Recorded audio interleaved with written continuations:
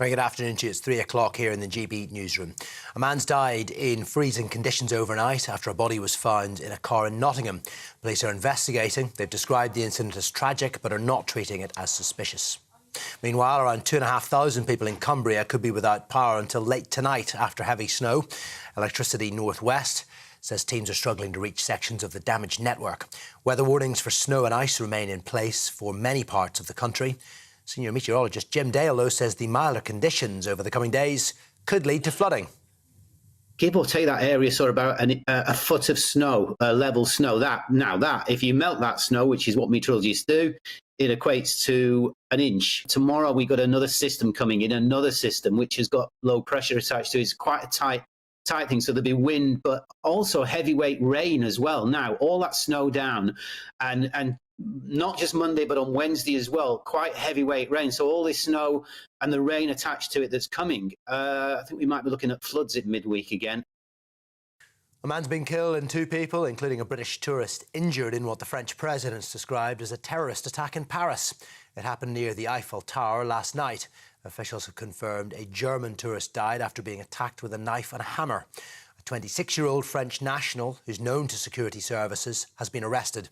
The suspect reportedly told police he was upset about Muslims dying in Gaza and Afghanistan. Tributes are being paid to Baroness Kinnock, who's died in the early hours of this morning at the age of 79. The family of the former minister, MEP and wife of the ex-Labour leader Lord Kinnock says she was a proud democratic socialist who campaigned for justice and against poverty all her life. She was diagnosed with Alzheimer's in 2017. Sir Keir Starmer described her as a pioneering woman and a true fighter for the Labour Party. An extra £15 million will reportedly be given to Rwanda to take migrants who arrive in the UK illegally. And that's on top of the £140 million already received. The Sunday Times says the additional funds aim to secure a treaty so the East African country also takes asylum seekers who cross the Channel in small boats. The UK will carry out surveillance flights over the Middle East to find hostages held by Hamas. More than 130 people are still being held captive in Gaza, where fighting's resumed following a week-long truce. The Ministry of Defence says the unarmed flights will not have a combat role. Meanwhile, Israel is continuing to carry out intense airstrikes in southern Gaza. The Hamas-run Health Ministry says 7 Palestinians were killed and several other people injured during a raid on Rafah city. The United States has called on Israel to avoid further harm to civilians in its fight against Hamas. There's ongoing travel chaos again today as train drivers stage another day of strikes. ASLEF union members have launched a series of walkouts in their dispute over pay. Great Northern, Thameslink and Avanti West Coast trains have been cancelled. Chiltern Railways and West Midland Railway services are also affected. And we are on TV, on digital radio and on your smart speaker too. If you want us there, just say play GB News. Now, it's back to Nana.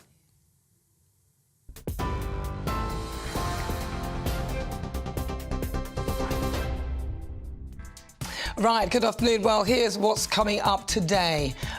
Bereaved Israeli and Palestinian families are coming together as part of an anti-hate vigil outside Downing Street.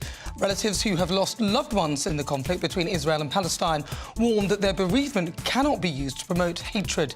We'll be there live. Then, do you trust Starmer's Thatcher spiel? The Labour leader has heaped praise on Margaret Thatcher for effecting meaningful change in Britain as he launched an explicit appeal to Conservative voters to switch to Labour. But this is just another spineless move from Captain Flip-Flop. Then, is it time for the King to take action? As Harry and Meghan face a mounting backlash over their silence on the royal racism claims made by their mouthpiece Obid Scobie, or Scabies, or Scooby-Doo as I like to call him, the King has actually stayed silent. He's been too busy making speeches at a global climate change conference called COP28. Wonder what the carbon footprint is. So now I want to know, is it time for King Charles to take action on the royal racism row? And get this, Rishi Sunak is set to hand Rwanda at least £15 million more to sign a treaty to make asylum seekers deported from the UK.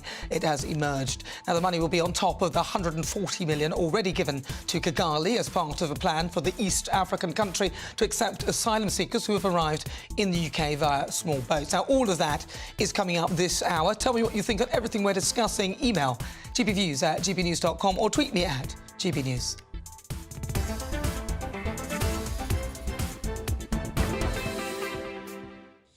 Now, Israeli and Palestinian families are coming together as part of an anti-hate vigil. Relatives who have lost loved ones in the conflict between Israel and Palestine warn that their bereavement cannot be used to promote hatred. So joining me now is our London reporter Lisa Hartle, who's there. Lisa, thank you so much for joining me. Talk to me about this march. How has it been? Have you spoken to some of the people there? Hello, yes. Well, speaking to some of the organisers, they've said that they wanted to organise this because we've all seen the number of hate crimes against people from the Jewish community and the Muslim community rise since the conflict began on the 7th of October. And this is the first time we've seen an event like this where people can come together to show support for all the victims on both sides of the conflict, rather than, because we've seen many pro-Palestinian marches and marches in support of Israel, but not one where everyone's invited to come along and it's a combined event like this one. So as you can hear, it's that the vigil has just started. There's going to be a number of different speakers here from various different faiths giving talks.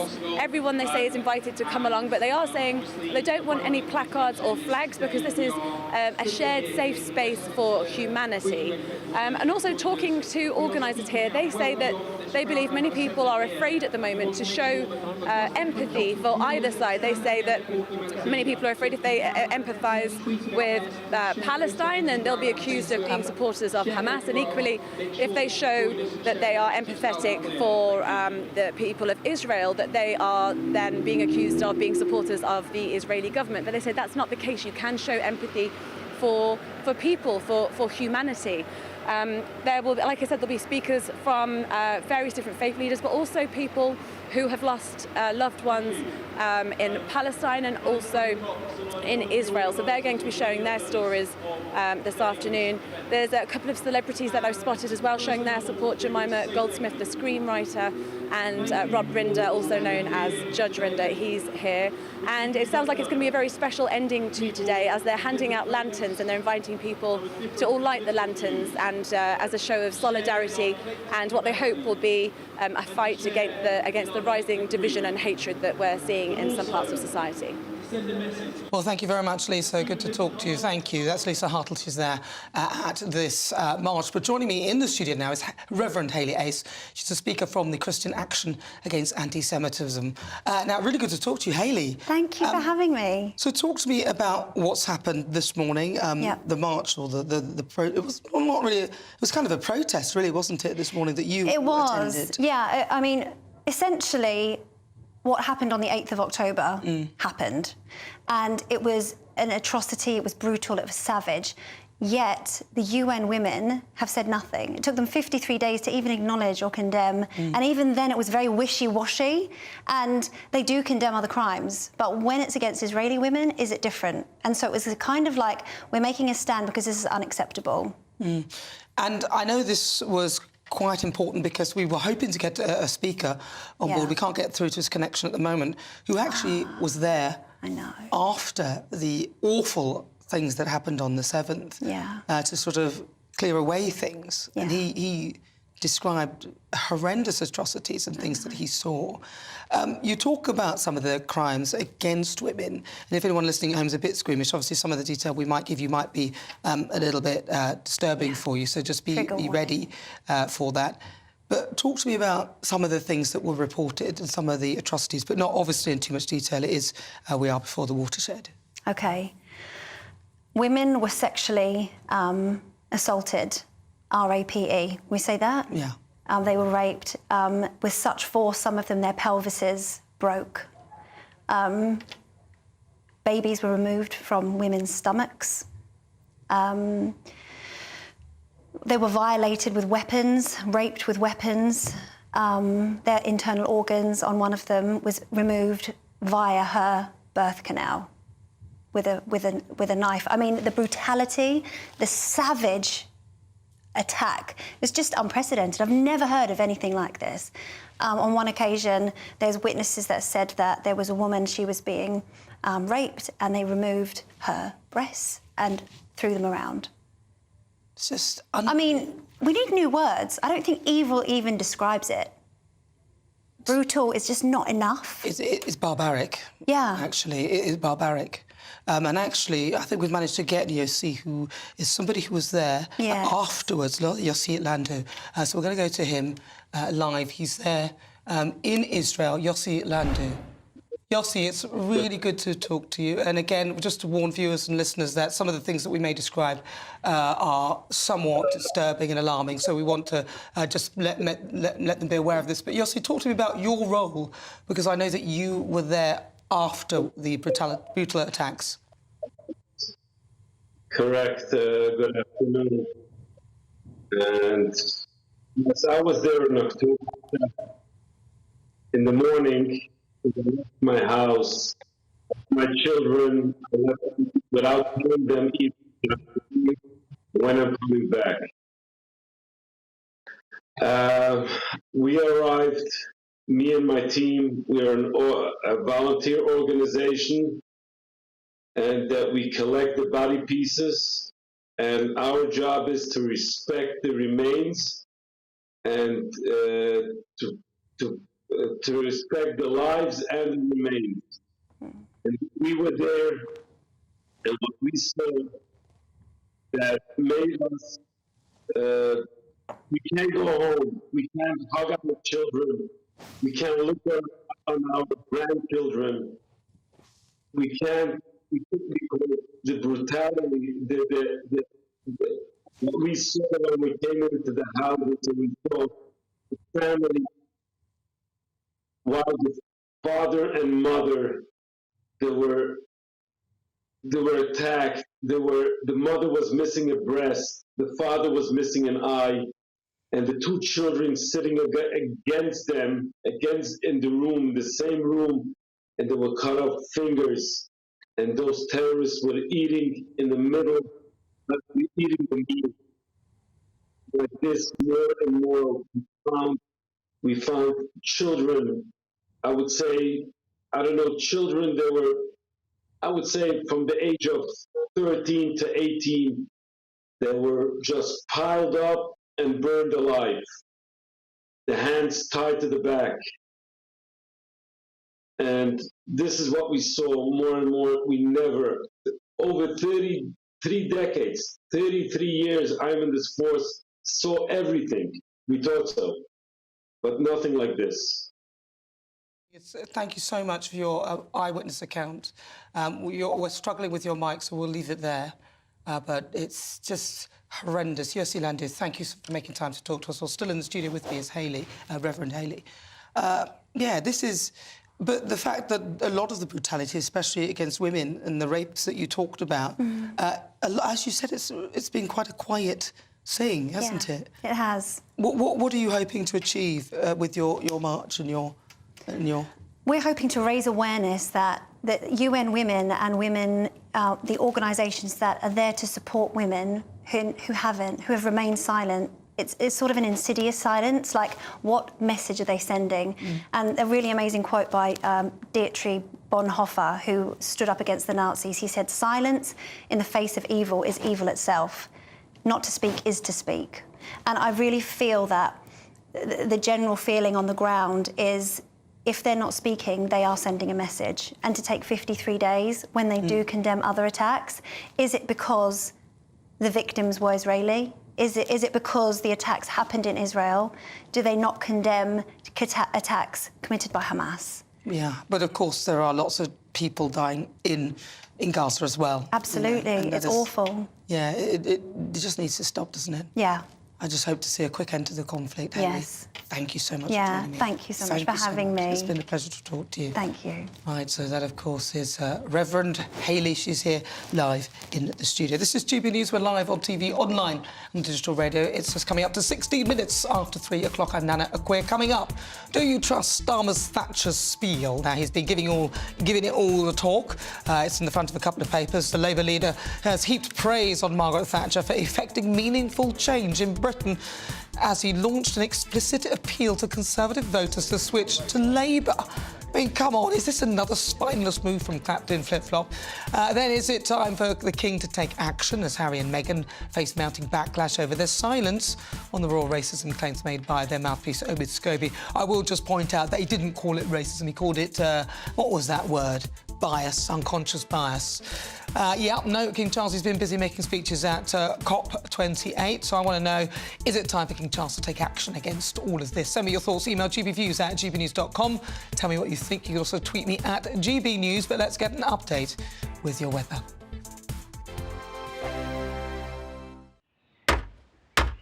Who is it? We're here for the show. Welcome to the Dinosaur Hour with me, John Cleese. I was married to a therapist. And you survived? I thought we were getting Hugh Laurie. Second best. You interviewed Saddam Hussein. What's that like? I was terrified. I'm playing strip poker with these three. Oh! No, thank you. My CDs need to be put in alphabetical order. Are you going to be problematic again? The Dinosaur Hour. Sundays on GB News. Good afternoon, Britain. Good afternoon, Britain. Join us, Tom and Emily, To find out what's happening in the heart of Westminster. and why it matters to you. Weekdays from midday, we bring you the most compelling stories from across the United Kingdom. And from your doorstep to our inbox, That's right, we want to hear from you, GB News. Britain's news channel. I think the most exciting bit for me is talking to people. People who I think are ignored often by the major news channels. We're going to give news they want to hear. There's a voice there that needs to be heard. I think there's a chance here for a diversity of opinion to be expressed, which you don't find elsewhere. It's really exciting. We don't hold back. We're free to say how decisions that are taken here Affects us all around the country. Only on GB News, the People's Channel, Britain's news channel. I'm Michelle Dewberry, and I'm not here to tell you what to think. I'd much rather hear what you have to say. So send in your opinions to gbviews@gbnews.com. Keep them clean, and you never know, I might read them out. With my panel here on Jubes & Co, we debate, we get stuck into the issues of the day on a show where all views are welcome, especially yours. GB News, the People's Channel, Britain's news channel. In the GB Newsroom, we bring you the news as it happens. With our team of dedicated journalists across the UK, we're ready to give you accurate reporting every day. When the news breaks, we'll be there with bulletins on GB News, the People's Channel, Britain's news channel. Your weekend starts here with Friday Night Live with me, Mark Dolan, 8 till 9 on GB News. Big stories, big guests and big laughs as we get you ready for a cracking weekend. That's Friday Night Live with Mark Dolan. Fridays 8 till 9 on GB News. Bring your own drinks. The admission's free. GB News, unlike other broadcasters, isn't obsessed with the London-Westminster bubble. We think there's a nation beyond the M25, and that's why we talk about the issues that matter across the land. Join me on State of the Nation, 8 to 9 o'clock, Monday to Thursday on GB News. Daisy's listening, and you should too. Tired of the usual focus-tested, pre-prepared Westminster runaround? Well, so am I. So you want higher taxes? Is your department to blame for this? Are you rethinking this policy? Every Sunday at 9:30, I'll be sitting down with those in power to get the truth about the issues affecting you. Let's be honest, we've known about the cost pressures of this project for years, not months. That's the Camilla Tominey Show, a politics show with personality. On GB News, the People's Channel, Britain's news channel.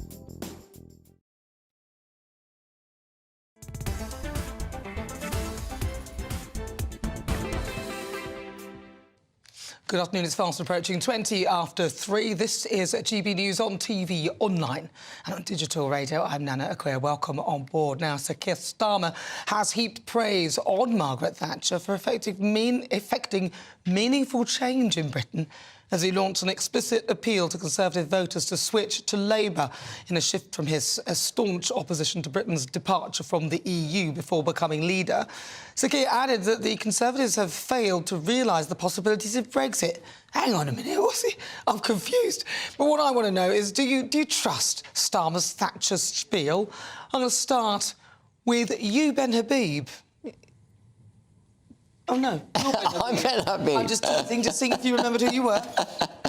Well, I mean, you can't trust Starmer for any... You can't trust him, as far as you could throw him. How can he suddenly turn round and start, saying he believes in Thatcher's values. He just doesn't, and he doesn't believe in Brexit. He wants to take us back to the European Union. He was caught, as Peter and I have debated before, in Montreal, saying he wanted us in regulatory lockstep with the European Union. Now, all of a sudden, he's talking about ditching European Union laws, regulations, striding out for a new United Kingdom based on national policies that suit the British people. I mean, the man's all over the place. But what he's trying to do, I think, politically, is outposition the Tories.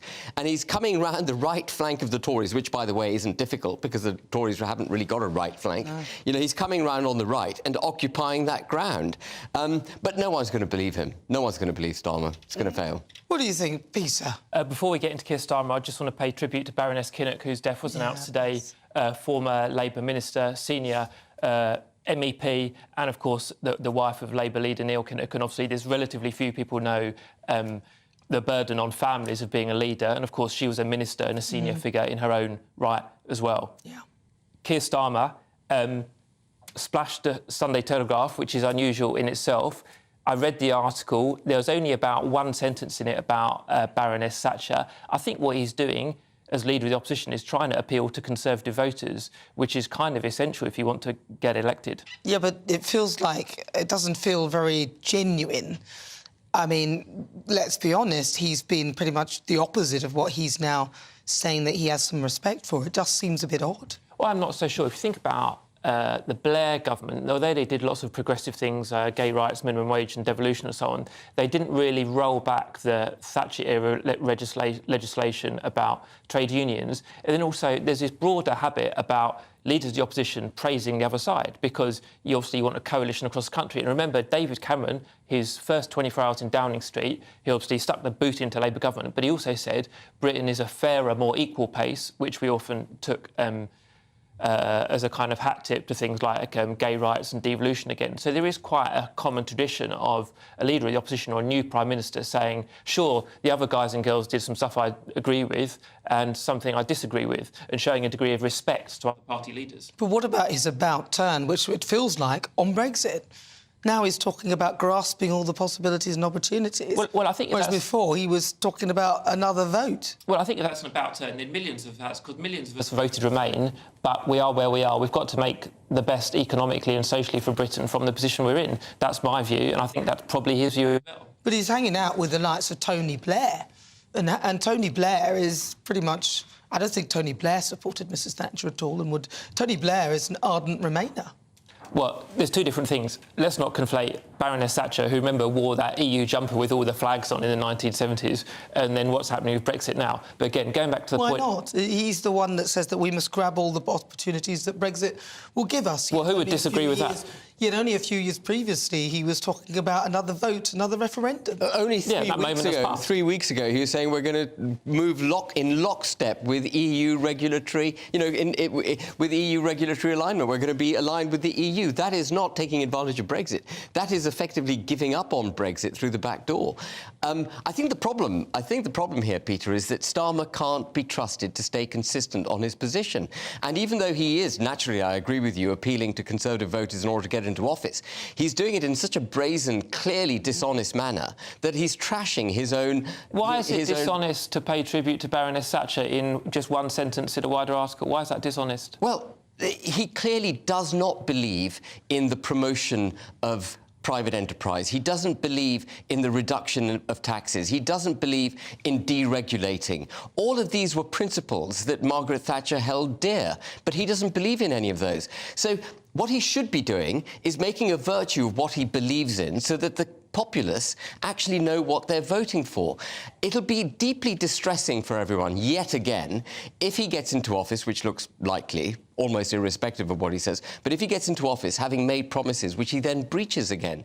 People are sick and tired of Parliament doing that, sick and tired of parliamentarians standing in opposition to the democratic will of the people. And to lie in order to get into office is the worst possible thing. Hold on. That's so broad and woolly. I think So there's no evidence at all he's lied anything. I think that's completely inappropriate. You can disagree with people or say they've got the wrong ideas, but inventing a story they've lied about something, to me, is beyond the pale. But let's pick one specific example. Yeah. Business. You said he's not pro-business or he's anti-entrepreneurial, and that somehow puts him in contradiction with Baroness Thatcher. But is there a Labour policy on business that you disagree with? Can you name one? There isn't a pro-business policy from either party. Neither party is talking about, for example, reducing corporation tax. Neither party is talking about reducing business rates. Neither party is talking about the need to cut back on employers' So please be specific, though. Is there one Labour policy you disagree with? But he's got no policies for the promotion of the private sector. That's not true. The problem we've got in this country is that the state is so bloated, so in need of cash, that actually whether you're Conservative or Labour, all you're doing is taxing and borrowing, taxing the populace and borrowing from the populace in order to finance your needs. And what's happened as a result of that is you've got the state in competition with the private sector for access to capital. The state is no longer guardian of the private sector. It is now in competition with the private sector. And if you think Starmer is going to roll that back, you've got another thing coming. There is no way he has any intention of removing the tentacles of state from our daily lives. But Ben, I've got to dive in, because this is so generic without any detail, and went on for so long. Great detail. Went on for so long. Let me give one example. Business rates. So I've run a small company, and I think you have as well in your life outside politics. Labour have said they would reform how business rates work, because business rates are really unpopular among SMEs. And as you know, SMEs employ more than 90% of the private sector workforce. So that's a concrete example. But it's not... He said we've got to reform them. You've got to slash them. It's not reform. Cut it. How are you going to... There's not a matter of reform. It's a matter of slashing tax.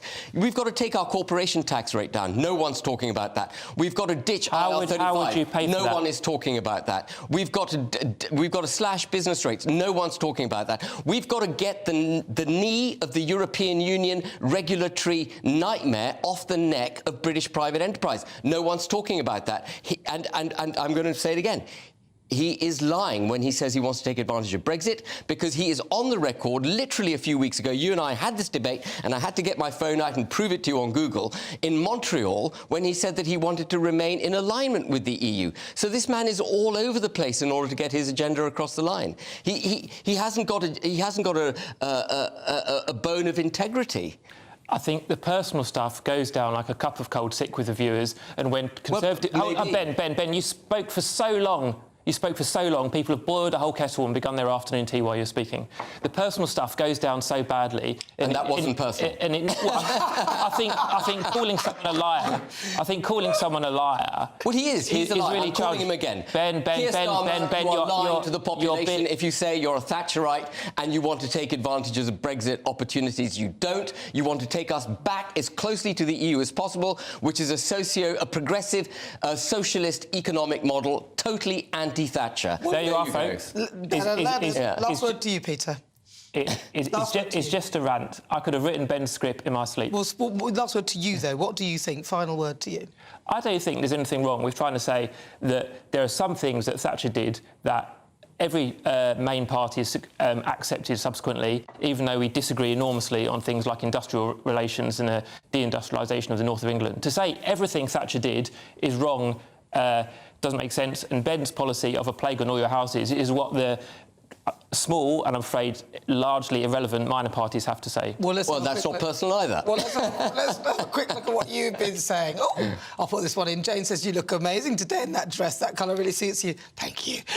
Robert says, I do not trust Starmer one bit. He's a wolf in sheep's clothing and so desperate to get into power. Oscar says, thank you for having Yossi on. Powerful stuff. Yeah, we're really pleased to get him on. It was a difficult connection, but it was important to hear from him.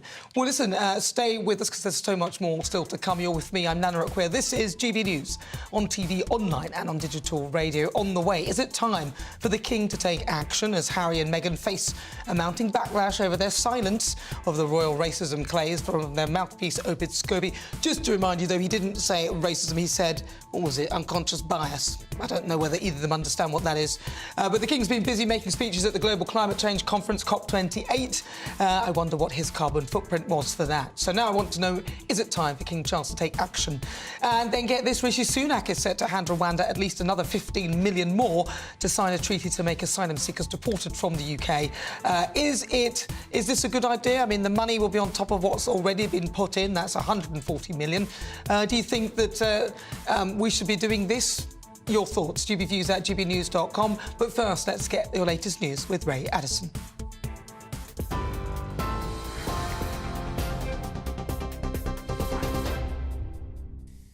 Hi there, it's 3:30. I'm Aaron Armstrong in the GB newsroom. Police have confirmed a death in freezing conditions after the body of a man was found in a car in Nottingham. Describing the incident as tragic, they say they're investigating the circumstances but are not treating it as suspicious. Meanwhile, 2,500 people are without power in Cumbria as snow and ice continues to cause problems across the country. Electricity North West says they're struggling to reach sections of the damaged network, warning services may not be restored until late tonight. A man's been killed and 2 people, including a British tourist, injured in a knife and hammer attack in Paris. It happened near the Eiffel Tower last night in what the French president has described as a terrorist attack. Officials have confirmed the man who died was a German tourist. A 26-year-old French national who was sentenced to 4 years in prison in 2016 for planning another attack has been arrested. An extra £15 million will reportedly be given to Rwanda as part of a Stop the Boats treaty. That's on top of the £140 million already received from the UK to take asylum seekers. The Sunday Times says the government's trying to secure a deal which will see migrants who cross the channel illegally also being sent to the East African country. And tributes are being paid to Baroness Kinnock, who's died at the age of 79. The family of the former minister, MEP and wife of ex-Labour leader Lord Kinnock says she was a proud democratic socialist who campaigned for justice and against poverty all her life. She was diagnosed with Alzheimer's in 2017. Sir Keir Starmer has described her as a pioneering woman and a true fighter for the Labour Party. And you get more on all of our stories on our website, gbnews.com. We'll have more news in about half an hour's time. Now back to Nana.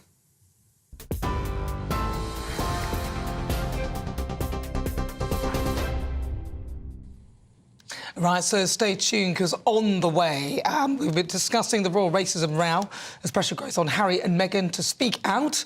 I'd love to know what your thoughts are. Is it time for King Charles to take action?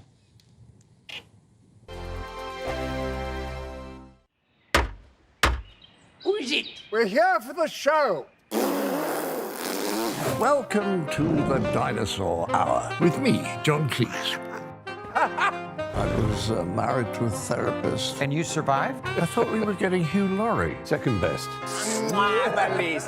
You interviewed Saddam Hussein. What's that like? I was terrified. I'm playing strip poker with these 3. Oh! No, thank you. My CDs need to be put in alphabetical order. Are you going to be problematic again? The Dinosaur Hour. Sundays on GB News.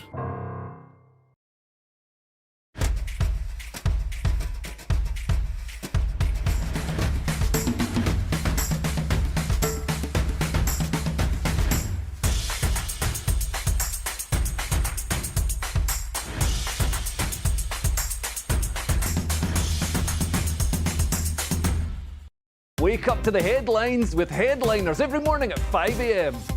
We treat you to the day's biggest stories before anyone else, 7 days a week. You can catch up on everything you need to know before you've even had your kippers. Headliners every morning at 5 a.m. only on GB News, the People's Channel, Britain's news channel. GB News, unlike other broadcasters, isn't obsessed with the London-Westminster bubble. We think there's a nation beyond the M25, and that's why we talk about the issues that matter across the land. Join me on State of the Nation, 8 to 9 o'clock, Monday to Thursday, on GB News. Daisy's listening, and you should too. I think the most exciting bit for me is talking to people. People who I think are ignored often by the major news channels. We're going to give news they want to hear. There's a voice there that needs to be heard. I think there's a chance here for a diversity of opinion to be expressed, which you don't find elsewhere. It's really exciting. We don't hold back. We're free to say how decisions that are taken here affect us all around the country. Only on GB News, the People's Channel, Britain's news channel. There's only 3 people you can trust in life: your doctor, your lawyer, and your nana. I'm not sure. So join me, Nana Akua, at 3 p.m. every Saturday and Sunday, where we discuss the biggest topics of the weekend. Be ready for battle. Can you be quiet? What is this? It's my new It's your new teeth. I don't bite. Well, not without a good reason. Always honest, always fun. Every weekend at 3 p.m. on GB News, the People's Channel, Britain's news channel. Your weekend starts here with Friday Night Live with me, Mark Dolan, 8 till 9 on GB News. Big stories, big guests and big laughs as we get you ready for a cracking weekend. That's Friday Night Live with Mark Dolan. Fridays 8 till 9 on GB News. Bring your own drinks. The admission's free.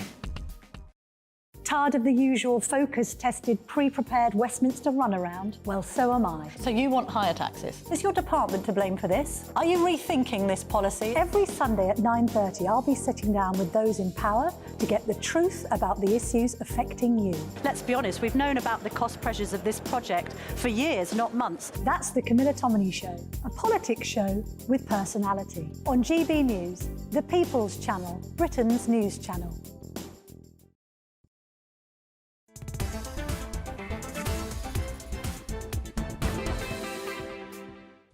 Welcome back. Coming up to 37 minutes after 3 o'clock. This is GB News. We are the People's Channel. I'm Nana Akua. Don't forget as well, you can download the GB News app. It is completely free. You can check out all the programmes on the channel. But right now, of course, it's time to go head-to-head. And the next topic of discussion, Rishi Sunak.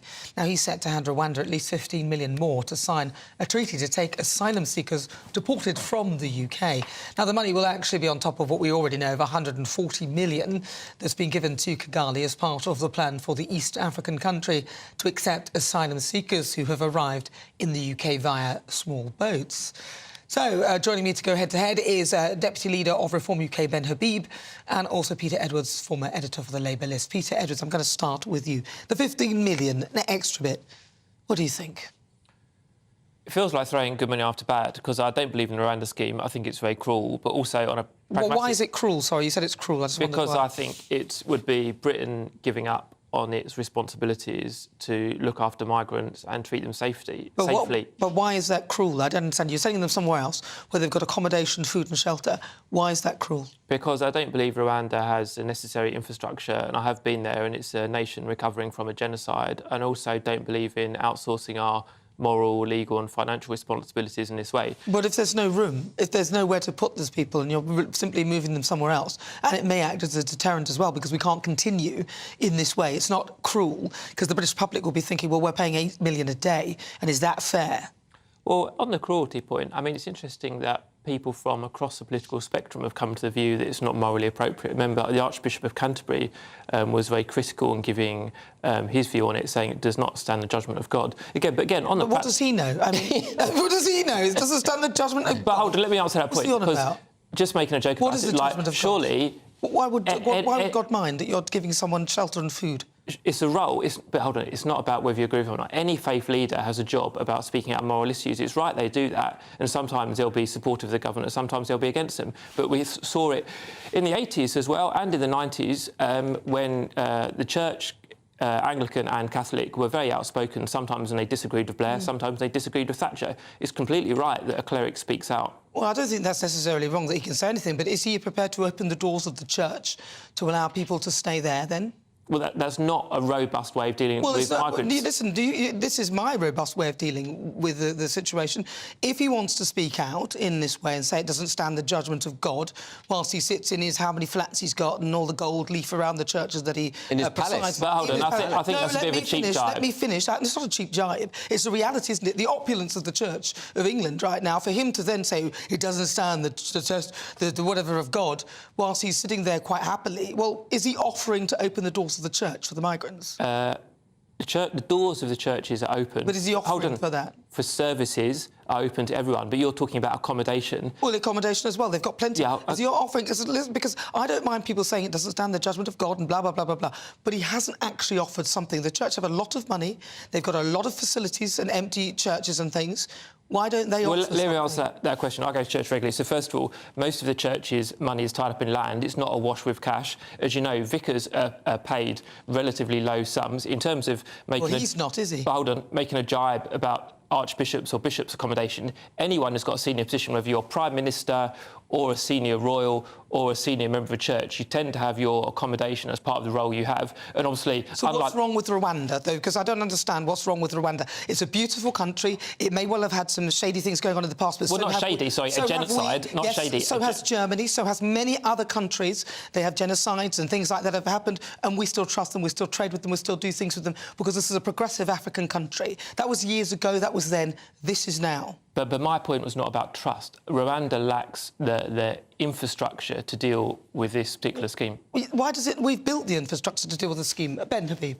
Yeah, I mean, I agree with Peter that it's a waste of 15 million quid, but not for the same reasons that Peter does. I just don't think Rwanda's ever going to get off the ground, because in order for the Rwanda scheme to be able to be implemented, you would need to derogate away from certain aspects of the European Convention of Human Rights, and you'd have to neutralise some of the Human Rights Act that's currently in place. Isn't that what they're talking about doing, though? And that's what they're talking about doing. So it could get off the ground. So it would require Rishi Sunak to get his incredibly wet Tory MPs to vote in favour of doing something that they've hitherto found impossible, even when Suella Braverman...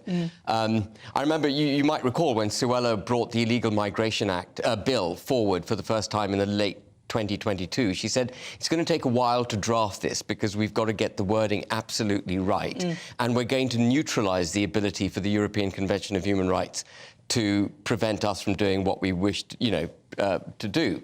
And then, of course, when it became an act, and it went through the various passages of Parliament in order to become an act, it was diluted down. So, in fact, there's a carve-out in the Illegal Migration Act that entitles the Secretary of State to take note of what the European Court of Human Rights says. But because the European Court of Human Rights is the supreme judicial body for human rights, if she's entitled to take note, she's actually obliged to take note. And that means that Rwanda is fundamentally flawed unless we can develop the political will to actually stand up against the European Court of Human Rights. But the 15 million, though, Well, I think it's a waste of money because... But why? Because we're spending 8 million a day. So surely this is a plan. And if it works, it will act both as a deterrent and also somewhere to place... So I don't think it doesn't work. But I don't think the plan will work. That's the problem. I don't think they'll get the legal framework required in order for the plan to be implemented. And even if the plan is implemented... Apparently, you can only... The maximum capability is about 4,000 people going to Rwanda. Who wants to be the first 4,000? This is all about breaking the smuggler's model. If I were going across the channel and I thought that I'd be in the UK, but actually I'll be one of the first 4,000 and the plan is up and running, that breaks the model. They are talking about breaking a model. There's actually an evil model. The people are dying going across... It's almost as though people don't understand what is actually happening here. I mean, I'd like to agree with you. I'd like to think that that would act as a sufficient deterrent for people not to cross the Channel. I fear that having made the journey from wherever they came from, North Africa, into Italy, across Europe, paid money to get on a dinghy, braved all of that, if there's a sort of small chance that they'd be deported to Rwanda, I don't think that's going to act as a deterrent. I think they'll run the gauntlet and test the British authorities and see, whether we really have the courage to deport them. My fundamental principle with which Peter's going to vehemently disagree is that border control cannot be delivered through deportation.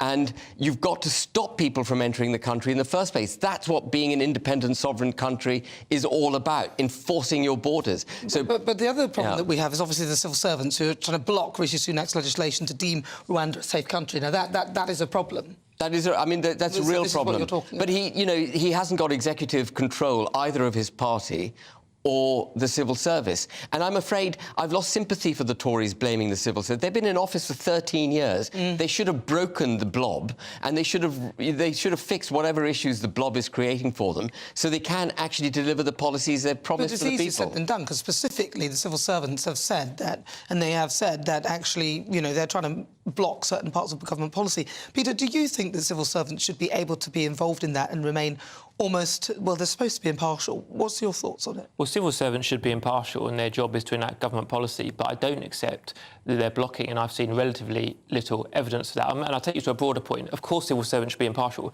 but in any workplace, politics, the media, particularly in business, it's a job of staff to stand up someone in a leadership position and say, if there's a legal doubt about a course of action or economic doubt, to speak plainly about that. And that can range from just having blunt conversations in private to things like formal whistleblowing policies. So if civil servants doing their jobs tells the minister, we don't think this will work for X, Y, Z reasons, that's not political opposition, that's doing their job. Well, not really if the public have voted for it. The civil servants are actually trying to block his plans, Rishi Sunak's. I mean, I'm reading it here in the Telegraph today, and I'm presuming that they wouldn't print any old nonsense. The Telegraph is pretty a reputable paper, and a lot of others are carrying the story that civil servants are actually trying to block some of the legislation which would deem Rwanda a safe country. Do you think that that is their place to be doing that? I don't believe that they are. I've yet to see evidence. Well, I've just presented some to No, but hold on. Let me answer the point. No, it's definitely not good enough, because the Telegraph is completely entitled, as long as it has a balanced story, to articulate its views. But obviously, it's a right of centre, I would say, libertarian paper, and it's generally run negative stories about the BBC and the civil service because that's its outlook. Well, let me read it to you then. It says sources have claimed that Whitehall feels institutionally bound to raise concerns about proposals to disapply elements of the Human Rights Act from the Rwanda scheme. So there's evidence here that is suggesting that the civil servants are getting involved in this. I'm going to ask you, but do you think that the civil servants are in the right place to be doing this? I think the whole governance organism in the United Kingdom, so not just the civil service, but parliamentarians, the government itself, all these so-called independent bodies which have been set up by Tony Blair and his successors, standing in opposition to what the people want. I think this is a complete attack on democracy. They've taken power away from the people. The people's wishes are no longer what matters. It's what these people in independent bodies decide is the right thing for the United Kingdom. And they've decided Rwanda ain't going to be what they're going to deliver. And they've also decided they're not going to enforce our borders. I mean, what is wrong with our government that it doesn't recognise its obligation to protect our borders? Why do we have borders? It's to prevent illegal entry. That's what it means to be a country. Well, what do you think, Peter? Because it seems like you're supporting the fact that civil servants can sort of get in there and almost have a view and challenge government policy when the public themselves have actually voted for the government to do these things. So the government are elected, civil servants are unelected. Honestly, I don't think it's their place to do that. It's right. In any workplace, there is challenge. That's absolutely implies in Whitehall or in business or in broadcasting that staff are entitled to challenge their boss. Also, from memory, I don't think the Rwanda policy was in the Boris Johnson's manifesto last time around.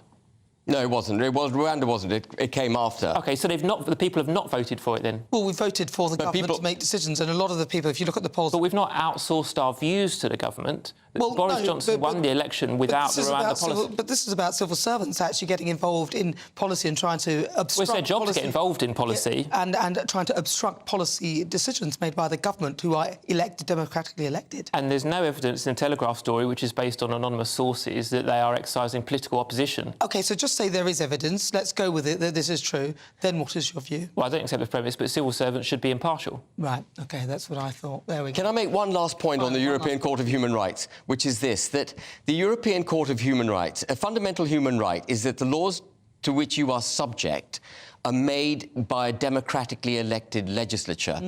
The European Court of Human Rights makes up its own laws. It has 17 guiding principles, but it makes its own laws. It's not subject to any democratic scrutiny, and it stands in opposition to the will of the elected people in this country. The European Court of Human Rights is itself, in my opinion, fundamentally in breach of the European Convention of Human Rights. OK, thank you for that, Ben Habib. Well, interesting stuff. What do you think? GBviews at gbnews.com. Get them in. I'll try and read some of them. But we're going to move on to a slightly, I don't know, it's sort of a lighter story. Harry and Meghan, well, they're facing a mounting backlash as they continue to maintain that their silence on the royal racism claims made by their mouthpiece, Omid Scobie. That's in his new book, Endgame. But another voice who has been silent on the topic has also been the King, who's been too busy making speeches at the Global Climate Change Conference. So I want to know, is it time for King Charles to take action? Right, I think I'm going to go to you, Peter Edwards. What do you think about all of this? To me, This is really sad, and you know it's a family obviously with a lot of disagreements and then being aired in public. I think Omid Scobie, you know, obviously he's written a couple of books, and he was, you know, I support the right of reporters to publish what they want, but essentially, should the King be commenting on the works of a gossip columnist? Of course not. You don't think so, Benhabib? Well, I mean, I think the whole thing's been blown out of proportion. I am half Pakistani and half English. My wife, my now ex-wife, was entirely English, and when she was expecting our children, we often discussed what they might look like, because we had lots of different ethnic contributions coming into the mix. Actually, she was half Russian, half Russian, half Russian, a quarter English, a quarter Scottish. I'm half English and half Pakistani. So we had a real melting pot of genes, and we often discussed what colour our children might be, what complexion they might have, what the colour of their eyes might be, what sort of hair they might have. That's not racist. That's just normal. It's just normal. And even completely white couples will discuss the prospective caricatures of their the features of their children. And so I think the whole thing has been taken out of context. But they... I mean, I watched the Oprah interview. I thought it was staged. Concerns is a very specific word used to sort of draw in your imagination. Well, I think Meghan Markle is a very sick individual. But she's not here to defend herself, but she has said that she has mental health issues, so I don't know. She clearly has. I think she's got real mental health issues, because she manages to get offended by the most inoffensive things, and she was welcomed wholeheartedly into the royal family. The wedding she got was in no way diminished as a result of her being from an ethnic minority or anything like that. She was celebrated, and yet she bit the hand that fed her. She bit the people that put their protective cloak around her, and she kicked the institution in the shins. I don't understand what's wrong with that woman. Sorry, Ben, I thought that was funny. I don't think it's right to call someone sick. You know, I wouldn't swap with her. I think... not as in sick, but she has talked about mental health issues, and if you are suffering with those, exactly, then it would be seen as illness. I think Harry and Meghan have made some poor judgments, but Harry lost his mother at a young age, and they both of them, you know, get followed around the world by photographers. I think elements of their life will be very difficult. Of course, they have enormous wealth, but I definitely wouldn't call her sick. I don't think that's right at all. I think a member of the royal family, and they're still treated like royals, regardless of their kind of formal and legal status, a member of the royal family faces probably unimaginable pressures that would just be alien to any of us. Yeah, but let's be honest here. Do you think that part of this was a misunderstanding? That Harry, because remember the conversation about the concerns with the skin or whatever, with whoever it was in the royal family, he's only kind of a new adopter of the whole racism thing. He doesn't fully understand it. Do you think he went back sort of to his wife, say, oh, they said this, to sort of score some... I've no idea, and I think that's maybe that's why I'm being wary, because we have no idea what goes on in the royal household, and I certainly wouldn't rely on what Omid Scobie says. I think clearly it would be hugely wrong if anyone suggested that having a black child would be denied some privileges in the royal family. But as far as I understand it, Omid Scobie has not gone that far, and as you said, he's used vaguer language about conversations, and several of us have obviously dual national family members, and we all talk about what our kids look like. Well, listen, my son is called Ivory, and we had a hoot because he's mixed race. We thought, what if he comes out really dark? Because obviously Ivory is a white colour. So then we said, well, maybe we'll call him Ebony. So it was a bit of a laugh and a bit of a joke, and nobody was upset by that, and least of all Ivory, because he didn't know anything about it. But I think even he would laugh at that. But listen, some of you have been getting in touch with your thoughts. Ian says about civil servants, even if civil servants aren't blocking government policy, they are the supposed specialists and should be offering solutions. But seeing Lee Anderson asking, in the historic numbers of immigrants arriving, they are clueless and not fit for purpose. Well, listen, stay tuned, because on the way, still to come, more than 40 Tory MPs and peers have urged Sunak to drop a vote tomorrow to approve net zero. My monologue is next. I'm asking, would you buy an electric car? But first, let's get some weather. A brighter outlook with Box Solar, sponsors of weather on GB News.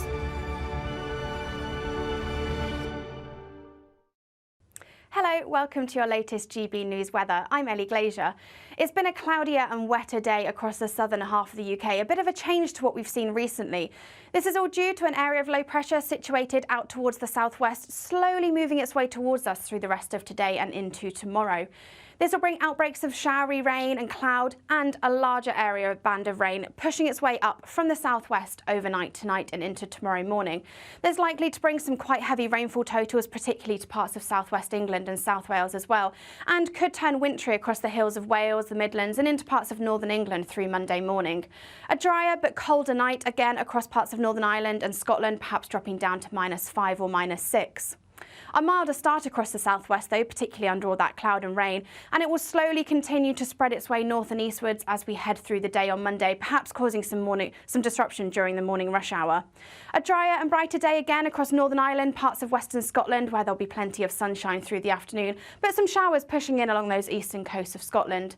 Another cold day across the north, temperatures in the low single figures, but milder again across the southwest under all that cloud and rain. Tuesday starts another cloudy and damp picture for much of England and Wales, but rain, hail, snow and sleet slowly clears its way south and eastwards through the day. That will lead to a drier and brighter day for most of us on Wednesday, but colder. However, later in the week, further wet and windy weather arrives, but turning milder for all. Looks like things are heating up. Boxed boilers, sponsors of weather on GB News. MP, well, this is GB News on TV, online and on digital radio. I'm Nana Akua. My monologue is on the way next. More to come in the next hour.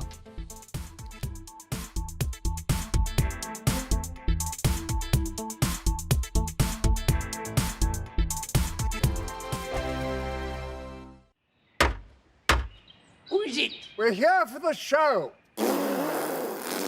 Welcome to the Dinosaur Hour with me, John Cleese. I was married to a therapist. And you survived? I thought we were getting Hugh Laurie. Second best.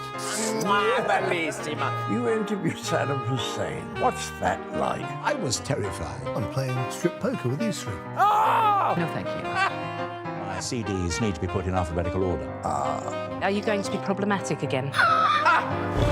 The Dinosaur Hour. Sundays on GB News. Good afternoon, Britain. Good afternoon, Britain. Join us, Tom and Emily, To find out what's happening in the heart of Westminster. and why it matters to you. Weekdays from midday, we bring you the most compelling stories from across the United Kingdom. And from your doorstep to our inbox. That's right, we want to hear from you. GB News, Britain's news channel. I think the most exciting bit for me is talking to people. People who I think are ignored often by the major news channels. We're going to give news they want to hear. There's a voice there that needs to be heard. I think there's a chance here for a diversity of opinion to be expressed, which you don't find elsewhere. It's really exciting. We don't hold back. We're free to say how decisions that are taken here affect us all around the country. Only on GB News, the People's Channel, Britain's news channel. I'm Michelle Dewberry, and I'm not here to tell you what to think. I'd much rather hear what you have to say. So send in your opinions to gbviews@gbnews.com. Keep them clean, and you never know, I might read them out. With my panel here on Jubes & Co, we debate, we get stuck into the issues of the day on a show where all views are welcome, especially yours. GB News, the People's Channel, Britain's news channel. In the GB Newsroom, we bring you the news as it happens. With our team of dedicated journalists across the UK, we're ready to give you accurate reporting every day. When the news breaks, we'll be there with bulletins on GB News, the People's Channel, Britain's news channel. Your weekend starts here with Friday Night Live with me, Mark Dolan, 8 till 9 on GB News. Big stories, big guests and big laughs as we get you ready for a cracking weekend. That's Friday Night Live with Mark Dolan. Fridays 8 till 9 on GB News. Bring your own drinks. The admission's free. GB News, unlike other broadcasters, isn't obsessed with the London-Westminster bubble. We think there's a nation beyond the M25, and that's why we talk about the issues that matter across the land. Join me on State of the Nation, 8 to 9 o'clock, Monday to Thursday, on GB News. Daisy's listening, and you should too. Tired of the usual focus-tested, pre-prepared Westminster runaround? Well, so am I. So you want higher taxes? Is your department to blame for this? Are you rethinking this policy? Every Sunday at 9:30, I'll be sitting down with those in power to get the truth about the issues affecting you. Let's be honest, we've known about the cost pressures of this project for years, not months. That's the Camilla Tominey Show, a politics show with personality. On GB News, the People's Channel, Britain's news channel. I'm Andrew Doyle. Join me at 7 o'clock every Sunday night for Free Speech Nation, the show where I tackle the week's biggest stories in politics and current affairs with the help of my 2 comedian panellists and a variety of special guests. Free Speech Nation, Sunday nights from 7 on GB News, the People's Channel, Britain's news channel.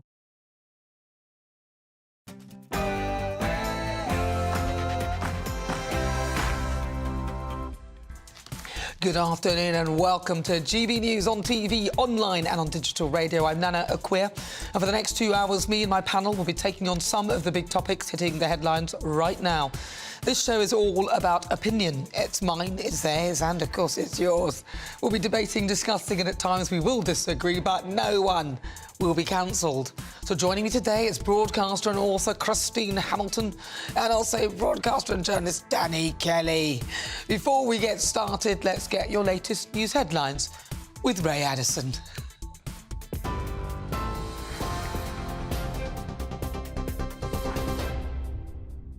Thanks, Nana. Good afternoon. It's 4 o'clock. I'm Ray Addison in the GB newsroom. Our top story this hour. Police have confirmed a death in freezing conditions after the body of a man was found in a car in Nottingham, describing the incident as tragic.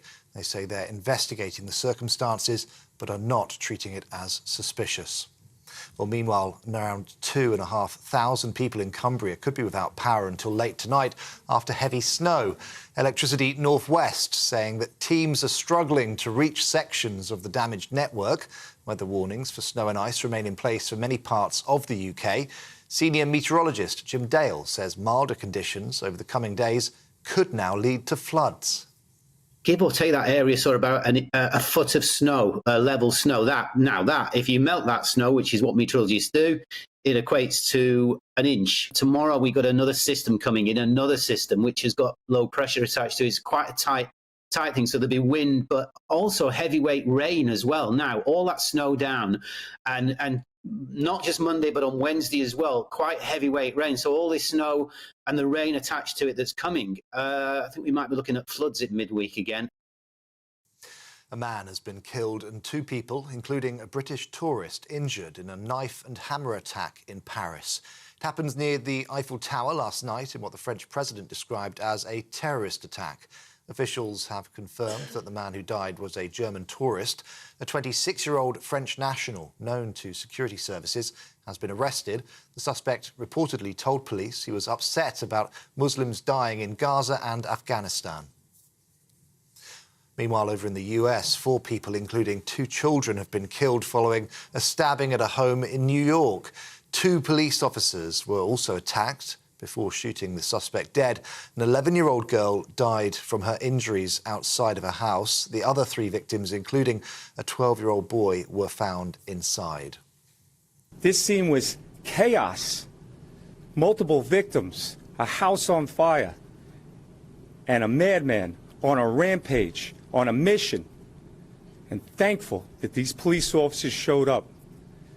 Imagine what could have happened if these police officers weren't there.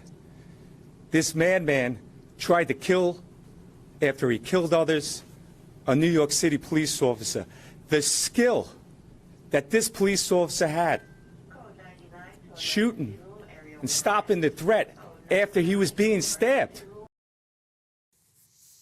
Tributes are being paid to Baroness Kinnock, who died in the early hours of this morning. The family of the former minister, MEP and wife of ex-Labour leader Lord Kinnock says she was a proud democratic socialist who campaigned for justice and against poverty all of her life. She was diagnosed with Alzheimer's in 2017. Sir Keir Starmer described her as a pioneering woman and a true fighter for the Labour Party.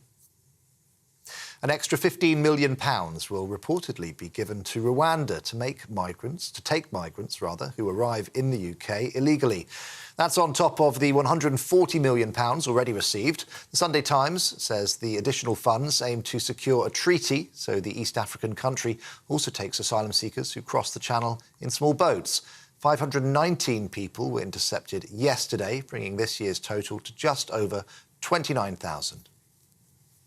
The UK will carry out surveillance flights over the Middle East to find hostages held by Hamas. More than 130 people are still being held captive in Gaza, where fighting has resumed following a week-long truce. The Ministry of Defence says the unarmed flights will not have a combat role. Well, meanwhile, Israel continues to carry out intense airstrikes in southern Gaza. The Hamas-run health ministry saying that 7 Palestinians were killed and several others injured during a raid on Rafah city. The US is calling on Israel to avoid further harm to civilians. There's ongoing travel chaos as train drivers stage another day of strikes. ASLEF union members have launched a series of walkouts in their dispute over pay. Great Northern, Thameslink and Avanti West Coast trains have all been cancelled. Chiltern Railways and West Midlands Railway services are also affected. This is GB News across the UK on TV, in your car, on digital radio and on your smart speaker by saying, play GB News. Now let's get back to Nana.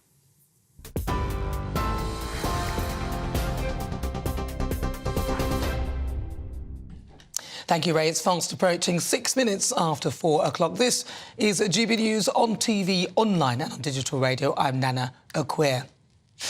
The colour of money, green. That's what I like to call this one. Cop a load of this for the 28th time. It's not often that I agree with Greta Thunberg, but on this one, she's right. COP28 is just more blah, blah, blah. I mean, they must think we're stupid. This year's COP reads like a 5-star holiday. Fly by private jet to the luxurious Dubai, part of the United Arab Emirates. On the agenda, fast-tracking the energy transition and slashing emissions before 2030. Well, that's pretty vague. Transforming climate finance and delivering on old promises that we've yet even to start. I mean, there's been 27 of these damn things already. And setting the framework for a new deal on finance. Let's do some deals and make some money. Putting nature, people's lives and the livelihoods, in particular the oil companies, at the heart of the climate action, which is why we held it here in Dubai. And mobilising for the most inclusive COP ever, whatever that means. Blah, blah, blah. I mean, it's all words. Pope Francis called for an elimination of fossil fuels in his speech delivered by a cardinal because he had a lung infection. King Charles flew in on a private jet to give his speech, sporting what appeared to be a Greek tie after the Elgin Marbles fiasco. Rishi Sunak arrived there on his private jet, spending more time in the air, travelling there and back, than actually at the summit itself. And some 70,000 people will be attending. I mean, think of the carbon that they're going to be burning just to get there. The whole thing is a joke, especially as COP28 President Dr. Sultan Al-Jaber, interesting name for someone who's heading up a talking shop, also heads up the state-owned oil firm, which is called ADNOC. I mean, they're not stupid. They're not stupid. I mean, they're not even stupid enough to have their oil companies owned by private entities. State-owned oil firms in the UAE are actually planning to ramp up their oil production over the next decade, and according to reports, are using the summit to push oil and gas deals in the meetings. Dr. Jaber acknowledged that emissions must drop by 45% to meet the 2030 target of 1.5 degrees Celsius, yet ADNOC, the company he heads up, is actually aggressively increasing their production. Honestly, how can the hosts be objectively encouraging others to reduce their oil and gas emissions whilst increasing theirs to sell to them? I mean, it's laughable. And how stupid are we to sell off ownership of our oil and gas resources? It's rule number one. Vital resources like oil and gas, energy and water should be owned by the people. I mean, I'm no Marxist, but to me, that's just common sense. And last year, They created a loss and damage fund to compensate developing countries that they believed were being harmed by climate change, but failed to address the so-called urgent topics such as reducing greenhouse gas emissions, the whole objective of the summit. This mission was described as an utter failure. This is all about money. You or I will have to pay for all these nonsense targets and pledges, most of which are hangovers from the previous COPs. Going green is just the colour of money.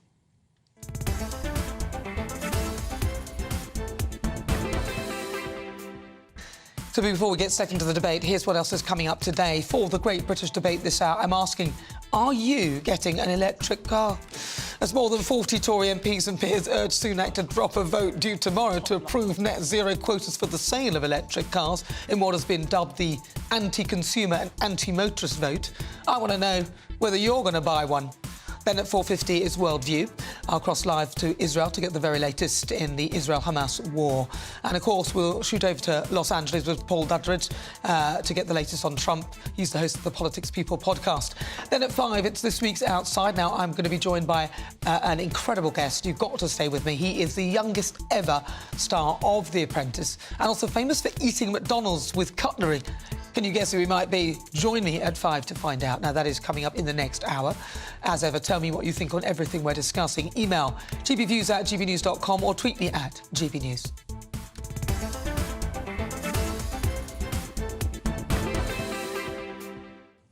Right, let's get started. Let's welcome again to my panel broadcaster and journalist Danny Kelly and broadcaster and author Christine Hamilton. Right, let's start. I'm going to go straight. Well, I could do a Danny Kelly first, but I'm going to go because I know the next topic is going to be all yours. So, Christine, what do you think about this COP28? Greta Thunberg, was she right? More blah, blah, blah? Well, as you say, quite extraordinary. I agree with Greta Thunberg. I mean, it's amazing, isn't it? Blah, blah, blah. Of course it is good for Greta, speaking the truth. It's an insult, frankly. The trouble with these people, these grandstanding people, and the lovies like Emma Thompson and Gary Lineker and all that, they're not remotely interested in their climate, in their CO2 consumption, but they are very interested in yours. Well, and it's everybody else they want to cut down, well, but obviously not Gary them. is not here to defend himself. No, nor Neither is Emma Thompson. I mean, you know, I can't believe I'm defending Gary Lineker, but I have to because he's not here to defend himself. Greta and Gary. But I don't agree with him at all. What do you think, Danny? Well, look, COP28, as I understand it, when Greta Thunberg was going blah, blah, blah, that was because of the inactivity of world leaders. Now, what does she want? You've got representatives of the Western world, the United Nations, all trying to cut down on CO2 emissions. I mean, you do maybe need a bit of... You haven't got the US, though, have you? Hasn't the US not gone? I don't know whether they've US gone or and not. China, I think. Anybody know that? They've opted out. No. Oh, well, she's right there. What tells the point of it all? You've got China and America spewing out disproportionate amounts of CO2. So it's world leaders trying to cut down on CO2. Can I just say something on your monologue about Prince, King Charles's tie? I'm a massive royalist. I love the King and I love the royal family, except for maybe a couple of obvious omissions there. But that was deliberate. There's no way that was a coincidence to sport a tie with the Greek flag on it. You know, he understands the world media, the spotlight, the optics are on the King of England, the King of Great Britain, forgive me. That was deliberate, and it's undermining Rishi Sunak. And if you have the head of the royal family, the head of our country, undermining the leader of the country, then I think that undermines what we're trying to achieve at COP. You could look at it in the way that he was paying tribute to his father, who was Greek. No, you could do, but he could do that on any other 364 days of the year. He put that tie on, he did it up, he looked in the mirror, he noticed, he clocked the Greek flag, and he knows that all week we've had diplomatic arguments with the Greek government and the UK government about the Elgin marbles. And I think he should never undermine the Prime Minister. And he's supposed to be apolitical. He's supposed to be neutral. He should keep his mouth shut with things like this. Don't you think Rishi Sunak was just a tad ridiculous? It doesn't matter his meeting. Well, whether he was or whether he wasn't. The king shouldn't get involved. The king should not get involved with politics. Just a subtle way of... Well, if he wasn't, then he wouldn't even be at COP28, and he was there. And, you know, they had pledges last year, so last year, COP27, or was it the year before that, whatever? I don't know. 27... And on that one, they forgot to mention, well, they didn't really do much about reducing this whatever it was, to bring the temperature down to 1.5 degrees Celsius of warming. They spent their time working on a fund that would compensate countries who potentially may have been getting the brunt end of the climate catastrophe that they keep sort of talking about. But yet, you can't really determine that if one country does that, then it's going to affect another one in terms of the climate. I don't see how they can specifically allocate the fact that you've used a lot of CO2 with the damage done in another country. I don't see how that works. And if the greatest guzzler of all, one of the greatest guzzlers, China, who are churning out nuclear coal-fired power stations by the ton every week, if they're not even there and they're taking over all the, with their Belt and Road Initiative, they're buying up control and influence in all the sort of African countries, and they're not there, they're not even around the table. So what does that say about the futility of COP28? Well, also, the reason why China's emissions are so high is because, of course, they are the... They're catching up with the Industrial Revolution. No, because they are the producers for the world, aren't they? So we're buying all the stuff from them, and then, of course, they're using their machinery and all their resource to give us the cheap clothes and give us the bits and pieces and the electronics and so on and so forth. And we're saying, oh, it's not us, we're not using the carbon. We've exported our moral... so we can sit here with a clear conscience and they're doing all the dirty work for us. And then we can say, oh, they're not coming to COP and they're the worst emitters and polluters, when we know it's all lies. And we've allowed our manufacturing industry to completely decline. And slightly off topic, but this is what frustrates me about these goons spraying orange paint everywhere and disrupting sporting events. You know, we are doing our best, and we are, in the grand scheme of CO2 pollution, we are so insignificant. I really would wish that they would direct their frustration seriously to the countries, because if we only have so many years to live before there's mass catastrophe, then, you know, holding up people on Holborn High Street isn't going to do anything about it. But it's misplaced. It's misplaced. They're not being realistic. They're not being truthful. First of all, because they're backed by a massive oil owner, which, well, they were initially. That's how they sort of came to be. But secondly, the bottom line is we know that the reason why the CO2 has been knocked out by all these other countries is because we are buying from them. That's the bottom line. So, and they feel they have the right to catch up. They say that one of the reasons we've got this crisis is because we used up so much during the Industrial Revolution, etc. They overlook what the Industrial Revolution gave to the rest of the world. If it wasn't for the Industrial Revolution, we wouldn't have all this wonderful technology that saved many, many lives. And if this entire country, including Scotland and Wales and Northern Ireland, closed down completely and therefore we had no emissions whatsoever, what's going on in China would make up for that within a matter of weeks. It is, as you say, infinitesimal. If there was like a ticking clock, a countdown to hell, if you like, then I think all the governments in the world would put pressure on China. Because if China and other countries aren't going to do anything about it, then the governments will say, look, unless you start doing something about it, we're all going to die in 20 or 30 years. We are going to put intense political pressure on you. That's because they don't believe it. They don't believe it. They know it's not true. They all flew there by private jet. I mean, Rishi Sunak spent less time out the conference than in the air. So they're all coming in, they're all staying in five-star hotels, and think of the carbon that's coming out there for a couple of weeks or whatever it is, and they're all going to fly back and they'll have done nothing at all. Nothing at all. Blah, blah, blah. It's a mammoth talking shop at our expense. It's hilarious. And what will we get out of it? It's not hilarious. It's what will we get out of it? It's just nonsense. All this rubbish about electric cars. They're going to try and electrify everything, which I think is just so stupid. And the things that they agree there, we sort of have to go along with it, even if we haven't specifically voted for it. I think it's absurd, but I'd love to hear what you think at home. gbviews@gbnews.com. It's just ridiculous. So cop a load of that. We're live on TV, online and on digital radio. It's fast approaching 18 minutes after 4 o'clock. On the way for the Great British Debate this hour, I'm asking, are you getting an electric car? More than 40 Tory MPs and peers urge Sunak to drop a vote due tomorrow to approve net zero quotas for the sale of electric cars, in what has been dubbed the anti-consumer and anti-motorist vote. But I want to know, if they think that by setting a quota we're all going to do it, what if we don't? So, are you going to buy an electric car? Stay tuned at 4:50 as well. It's World View. We'll cross over to Israel to get the latest from the Israel-Hamas war. Then live to America to get the latest from the Politics People podcast, Paul Dudridge, and find out what's going on with Trump. That is on the way. This is GB News.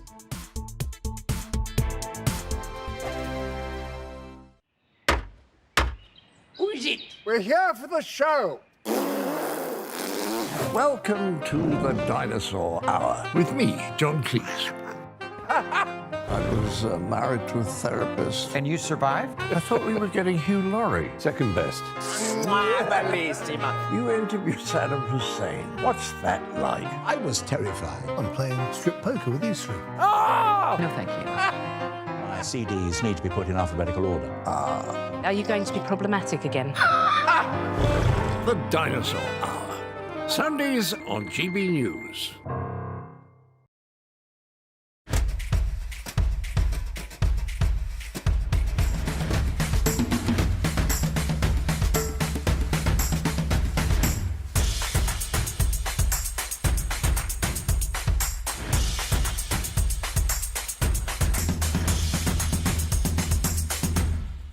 Wake up to the headlines with Headliners every morning at 5 a.m.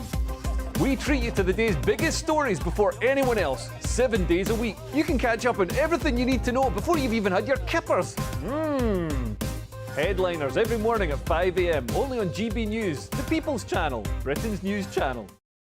GB News, unlike other broadcasters, isn't obsessed with the London-Westminster bubble. We think there's a nation beyond the M25, and that's why we talk about the issues that matter across the land. Join me on State of the Nation, 8 to 9 o'clock, Monday to Thursday, on GB News. Daisy's listening, and you should too. I think the most exciting bit for me is talking to people. People who I think are ignored often by the major news channels. We're going to give news they want to hear. There's a voice there that needs to be heard. I think there's a chance here for a diversity of opinion to be expressed, which you don't find elsewhere. It's really exciting. We don't hold back. We're free to say how decisions that are taken here affect us all around the country. Only on GB News, the People's Channel, Britain's news channel. There's only 3 people you can trust in life. Your doctor, your lawyer, and your nana. I'm not sure. So join me, Nana Akua, at 3 p.m. every Saturday and Sunday, where we discuss the biggest topics of the weekend. Be ready for battle. Could you be quiet? What is this? It's my new teeth. It's your new teeth. I don't bite. Well, not without a good reason. Always honest, always fun. Every weekend at 3 p.m. on GB News, the People's Channel, Britain's news channel. Your weekend starts here with Friday Night Live with me, Mark Dolan, 8 till 9 on GB News. Big stories, big guests and big laughs as we get you ready for a cracking weekend. That's Friday Night Live with Mark Dolan. Fridays 8 till 9 on GB News. Bring your own drinks. The admission's free. Tired of the usual focus-tested, pre-prepared Westminster runaround? Well, so am I. So you want higher taxes? Is your department to blame for this? Are you rethinking this policy? Every Sunday at 9:30, I'll be sitting down with those in power to get the truth about the issues affecting you. Let's be honest, we've known about the cost pressures of this project for years, not months. That's the Camilla Tominey Show, a politics show with personality. On GB News, the People's Channel, Britain's news channel.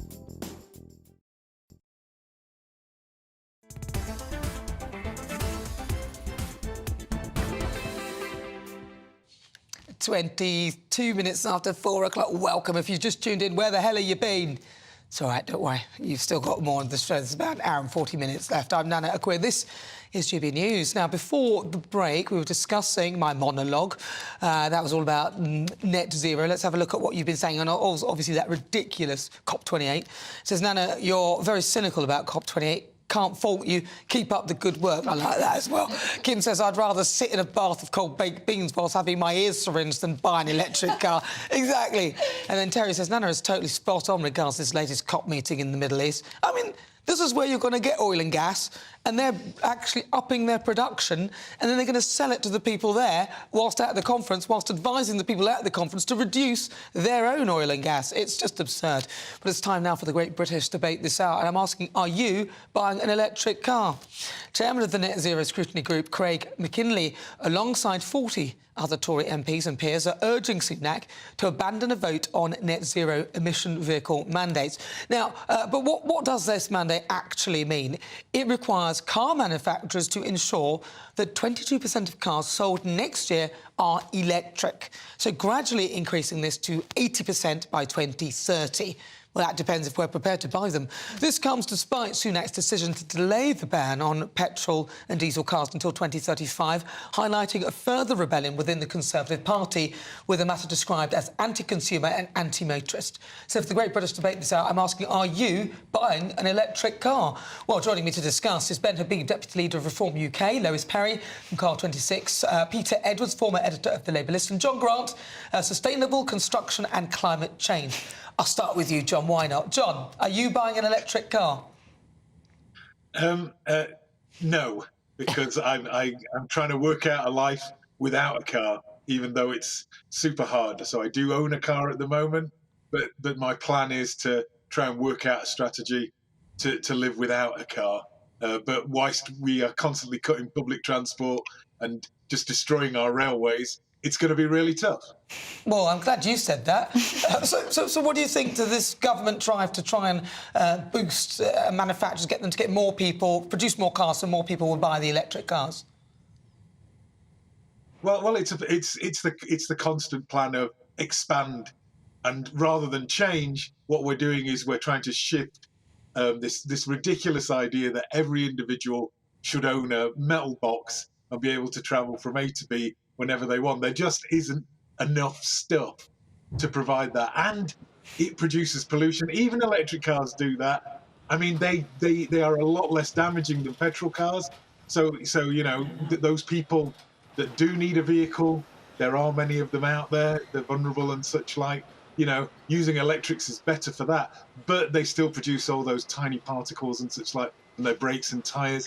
This is not a solution. This is what you do whilst you move to the solution, which is a world that people use active travel and public transport, and we move away from individual ownership of cars, which of course economically is going to take a massive shift in our attitude. Yeah, you're not wrong. Lois Perry.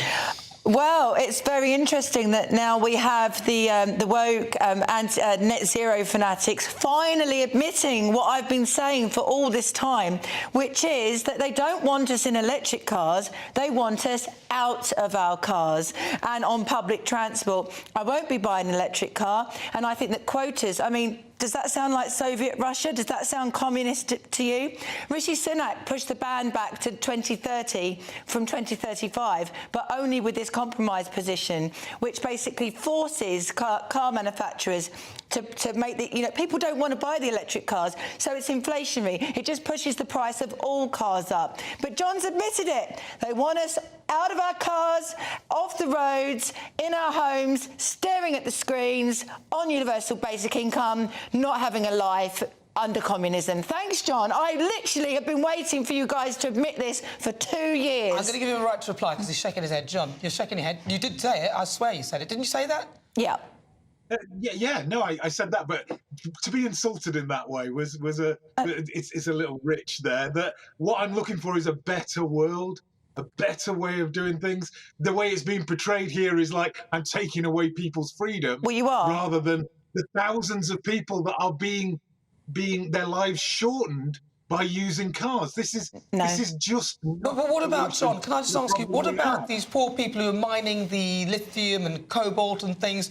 Their lives, you're going to need that for the electric cars, so their lives will be short. There's no such thing as a free lunch. It's just that burning oil and gas is massively worse than producing electric cars. But what's better than electric cars is getting people to give up that individual idea where everyone owns one or two per household, and that kind of madness. That's what I'm talking about. It's all very well if you're able-bodied, but for those of us, if you're able-bodied, that's fine, but there are plenty of people who can't do that. I want to go to Ben Habib. OK, well, I'm really glad we're having this discussion because Rishi Sunak thought he was appealing to the right wing of the Tory party when he moved that deadline from 2030 to 2035. But what he didn't tell you was the policy we're discussing today, which requires that manufacturers increase the ratio of the cars they sell from 22% electric vehicles next year to 80% by 2030. And the way that that is inflationary is by the penalisation of those manufacturers who fail to hit those targets. So if they go on selling fossil fuel cars, they pay bigger and bigger penalties. And of course, when they pay those penalties are passed on to the consumer through higher cost of internal combustion engine cars and indeed electric vehicle cars. Those costs are shared across the population. And so when Rishi Sunak says we can have a better, more prosperous economic future by the inexorable march to net zero, he's actually telling porkies, because this is forcing forcing inflation into the system. And the same policy applies to gas boilers. Manufacturers of gas boilers have to increasingly sell heat exchange pumps, and if they fail to do it, they get penalised, and again, those penalties are passed on to the consumer.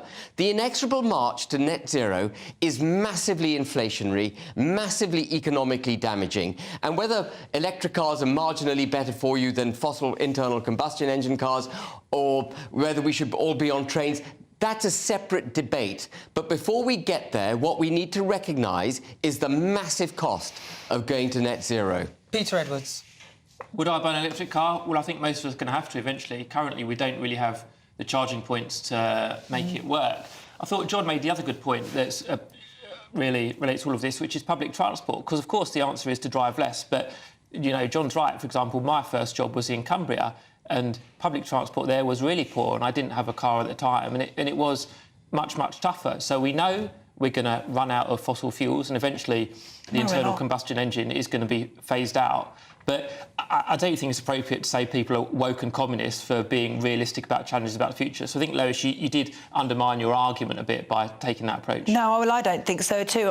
There's no risk of us running out of fossil fuels for hundreds of years. That's complete and utter nonsense. What he's talking about is taking away individualism. If that is not communist or neo-Marxist, I don't know what is. The lack of the individual over the collective is what communism is about, and that's exactly what he's talking about. That's what net zero is about. John. I mean, this idea of conflating the ownership of a car with freedom is just ridiculous. But it is. But John, you can be free without a car. The ownership of a car is not about freedom. I'm a woman. It's different if you're a woman. If they didn't kill people, that would be hysterical. You could do stand-up on that ridiculousness. No, really? That's not right. That's not fair. Lois has got a very valid point, and it doesn't just apply to the inexorable march to net zero. It's the inexorable march in our government policy. We are stripping away aspiration and replacing it with dependency. We're stripping away wealth creation and replacing it with wealth redistribution. The state is getting bigger and bigger and more intrusive. We are practicing progressive socialism to a greater and greater extent, and ultimately that ends up with the individual being trounced, and that's the point Lois is making. Well, it does feel like, listen, they're being forced to a quota, so they have to make these cars, even if we don't want them, and then in the end we're going to have to buy them because that'll be all there is, which doesn't seem acceptable. So finally, I'm going to come to you, Peter Edwards. Would you buy an electric car, yes or no?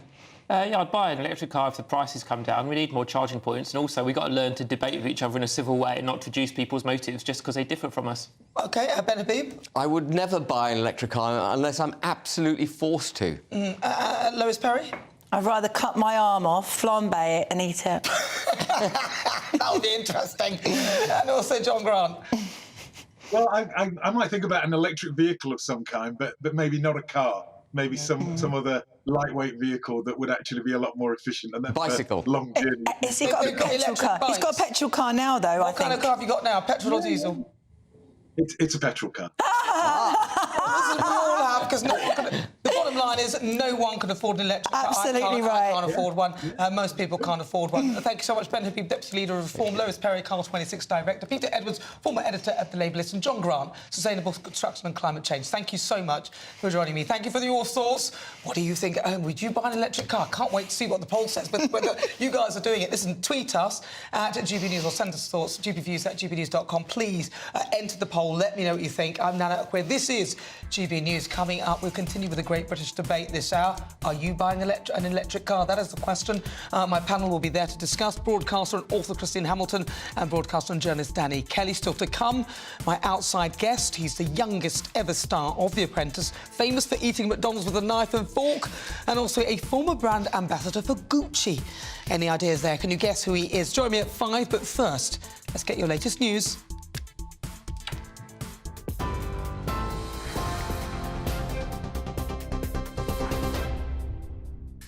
Thanks, Nana. 4:33. I'm Ray Addison in the GB Newsroom. Our top story this hour. Police have confirmed a death in freezing conditions after the body of a man was found in a car in Nottingham.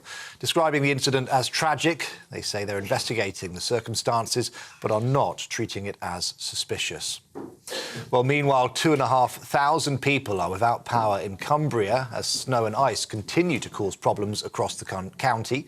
Electricity North West says they're struggling to reach sections of the damaged network, warning services may not be restored until late tonight.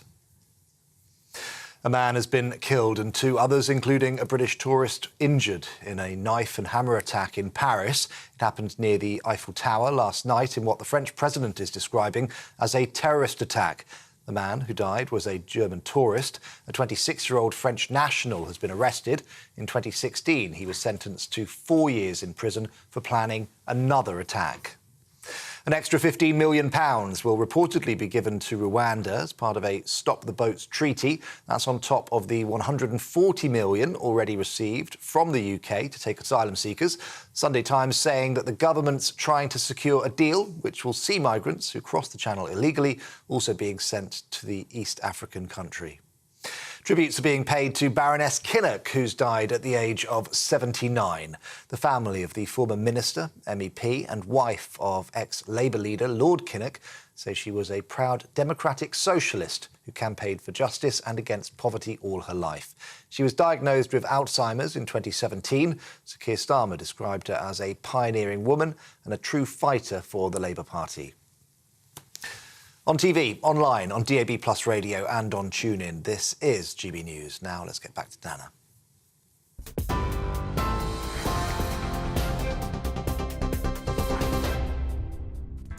Thank you, Ray. Coming up, we'll be crossing over live to Israel to get the very latest on the Israel-Hamas war.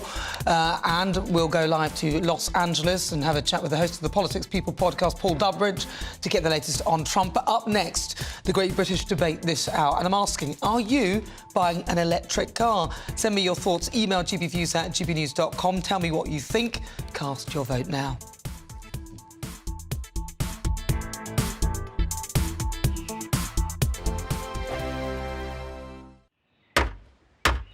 Who is it? We're here for the show. Welcome to the Dinosaur Hour with me, John Cleese. I was married to a therapist. And you survived? I thought we were getting Hugh Laurie. Second best. You interviewed Saddam Hussein. What's that like? I was terrified. I'm playing strip poker with you, Sri. Ah! No, thank you. My CDs need to be put in alphabetical order. Are you going to be problematic again? The Dinosaur Hour. Sundays on GB News. Good afternoon, Britain. Good afternoon, Britain. Join us, Tom and Emily, To find out what's happening in the heart of Westminster. and why it matters to you. Weekdays from midday, we bring you the most compelling stories from across the United Kingdom. And from your doorstep to our inbox. That's right, we want to hear from you. GB News. Britain's news channel. I think the most exciting bit for me is talking to people. People who I think are ignored often by the major news channels. We're going to give news they want to hear. There's a voice there that needs to be heard. I think there's a chance here for a diversity of opinion to be expressed, which you don't find elsewhere. It's really exciting. We don't hold back. We're free to say how decisions that are taken here affect us all around the country. Only on GB News, the People's Channel, Britain's news channel. I'm Michelle Dewberry, and I'm not here to tell you what to think. I'd much rather hear what you have to say. So send in your opinions to gbviews@gbnews.com. Keep them clean, and you never know, I might read them out. With my panel here on Jubes & Co, we debate, we get stuck into the issues of the day on a show where all views are welcome, especially yours. GB News, the People's Channel, Britain's news channel.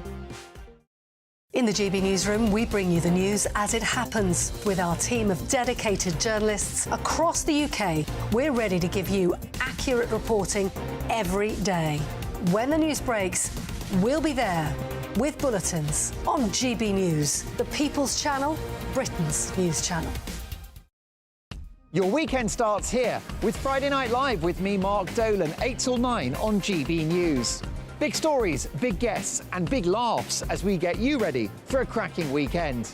That's Friday Night Live with Mark Dolan. Fridays 8 till 9 on GB News. Bring your own drinks. The admission's free.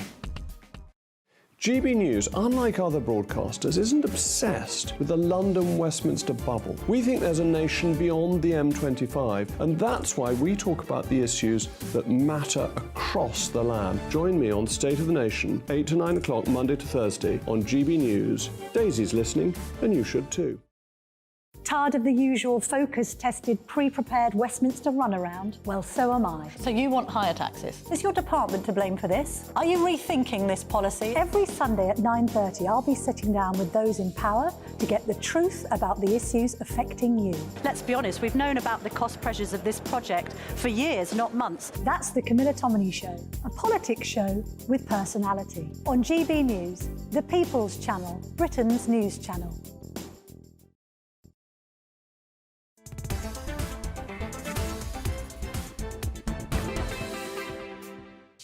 Welcome back, 39 after 4. This is GB News on TV, online and on digital radio. I'm Nana Akua.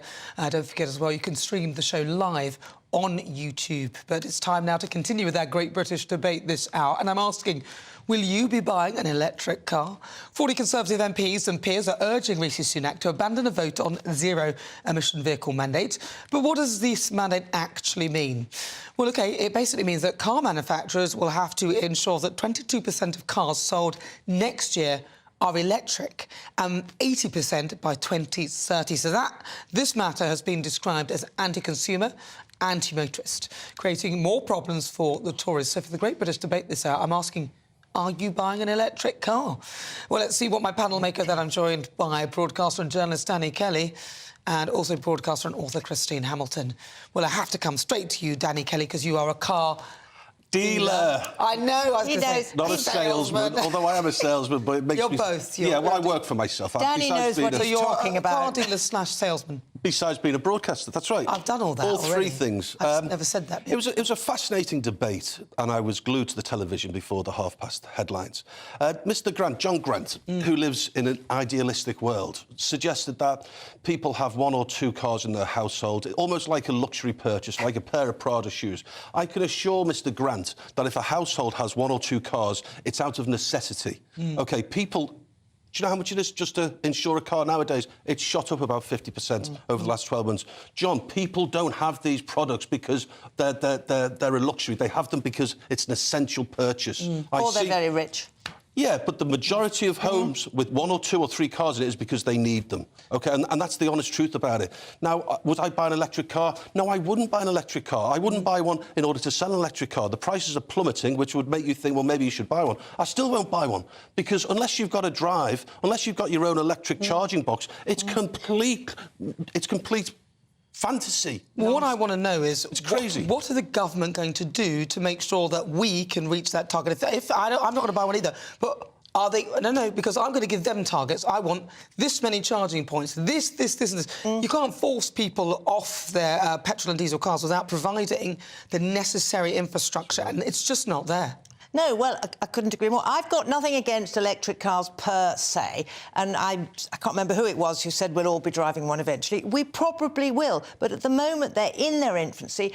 They're not cost-effective. They're incredibly heavy. The cost of the batteries is astronomical, etc., etc.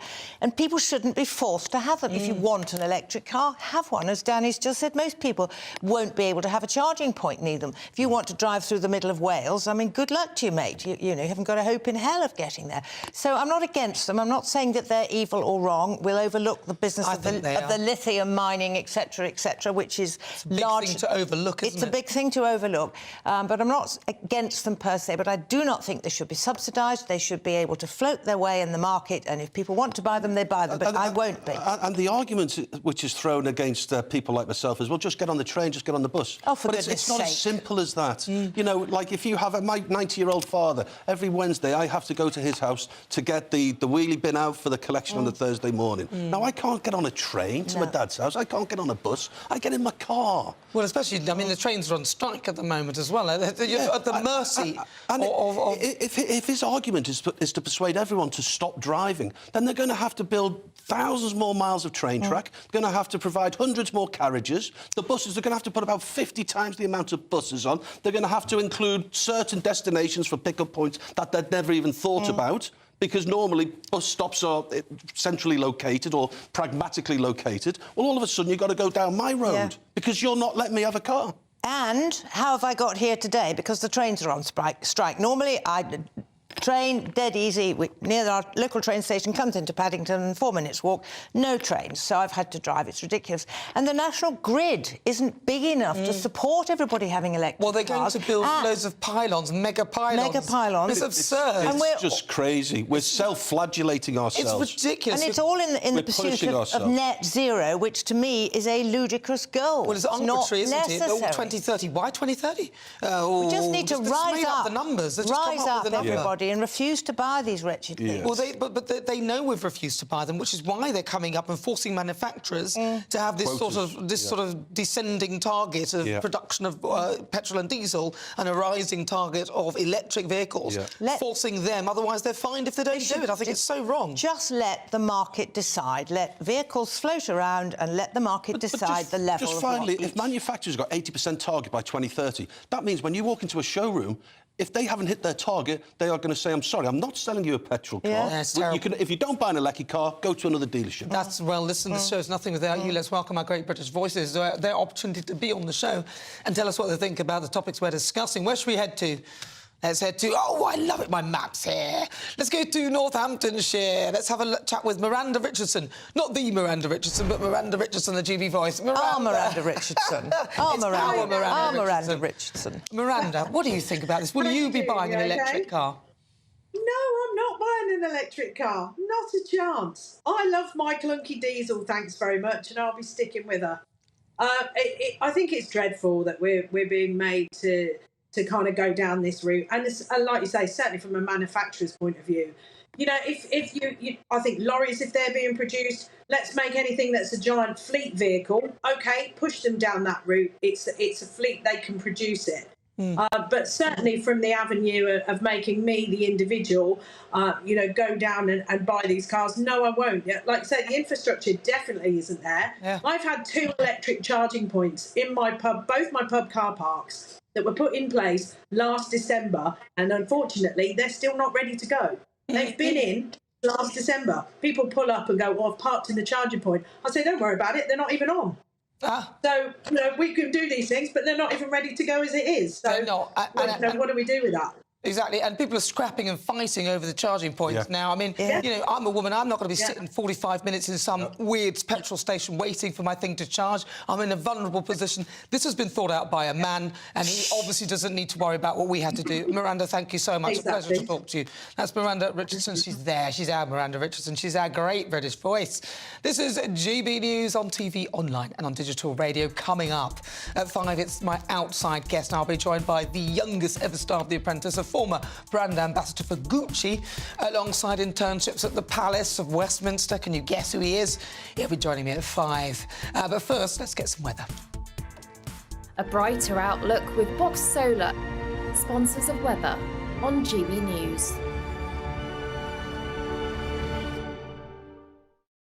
Hello, welcome to your latest GB News weather. I'm Ellie Glazier. It's been a cloudier and wetter day across the southern half of the UK, a bit of a change to what we've seen recently. This is all due to an area of low pressure situated out towards the southwest, slowly moving its way towards us through the rest of today and into tomorrow.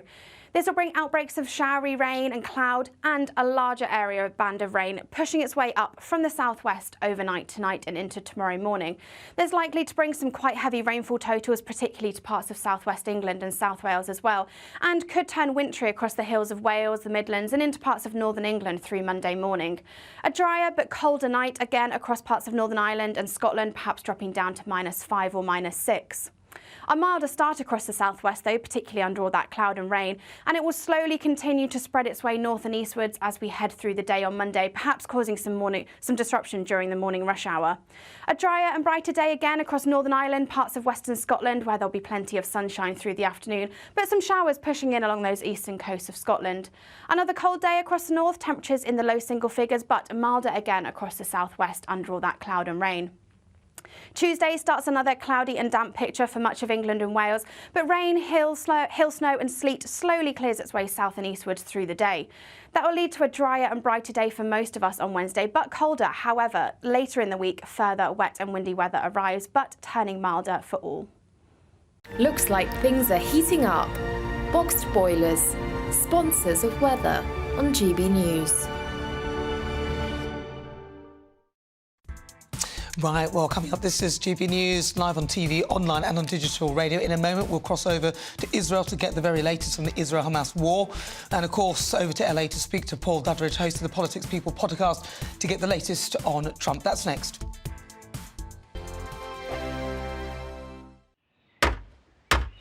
Who is it? We're here for the show. Welcome to the Dinosaur Hour with me, John Cleese.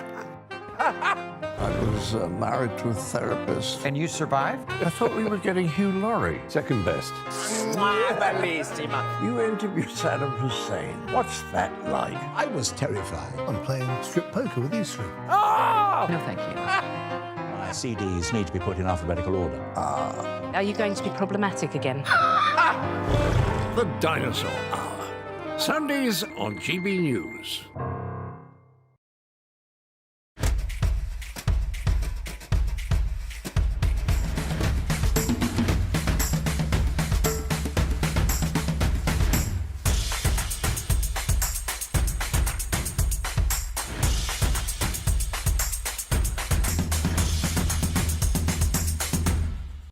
Wake up to the headlines with Headliners every morning at 5 a.m. We treat you to the day's biggest stories before anyone else, 7 days a week. You can catch up on everything you need to know before you've even had your kippers. Headliners every morning at 5 a.m. only on GB News, the People's Channel, Britain's news channel. GB News, unlike other broadcasters, isn't obsessed with the London-Westminster bubble. We think there's a nation beyond the M25, and that's why we talk about the issues that matter across the land. Join me on State of the Nation, 8 to 9 o'clock, Monday to Thursday, on GB News. Daisy's listening, and you should too. I think the most exciting bit for me is talking to people. People who I think are ignored often by the major news channels. We're going to give news they want to hear. There's a voice there that needs to be heard. I think there's a chance here for a diversity of opinion to be expressed, which you don't find elsewhere. It's really exciting. We don't hold back. We're free to say how decisions that are taken here affect us all around the country. Only on GB News, the People's Channel, Britain's news channel. There's only three people you can trust in life: your doctor, your lawyer, and your nana. I'm not sure. So join me, Nana Akua, at 3 p.m. every Saturday and Sunday, where we discuss the biggest topics of the weekend. Be ready for battle. Could you be quiet? What is this? It's my new teeth. It's your new teeth. I don't bite. Well, not without a good reason. Always honest, always fun. Every weekend at 3 p.m. on GB News, the People's Channel, Britain's news channel. Your weekend starts here with Friday Night Live with me, Mark Dolan, 8 till 9 on GB News. Big stories, big guests and big laughs as we get you ready for a cracking weekend. That's Friday Night Live with Mark Dolan, Fridays 8 till 9 on GB News. Bring your own drinks, the admission's free. Tired of the usual focus-tested, pre-prepared Westminster runaround? Well, so am I. So you want higher taxes? Is your department to blame for this? Are you rethinking this policy? Every Sunday at 9:30, I'll be sitting down with those in power to get the truth about the issues affecting you. Let's be honest, we've known about the cost pressures of this project for years, not months. That's the Camilla Tominey Show, a politics show with personality. On GB News, the People's Channel, Britain's news channel.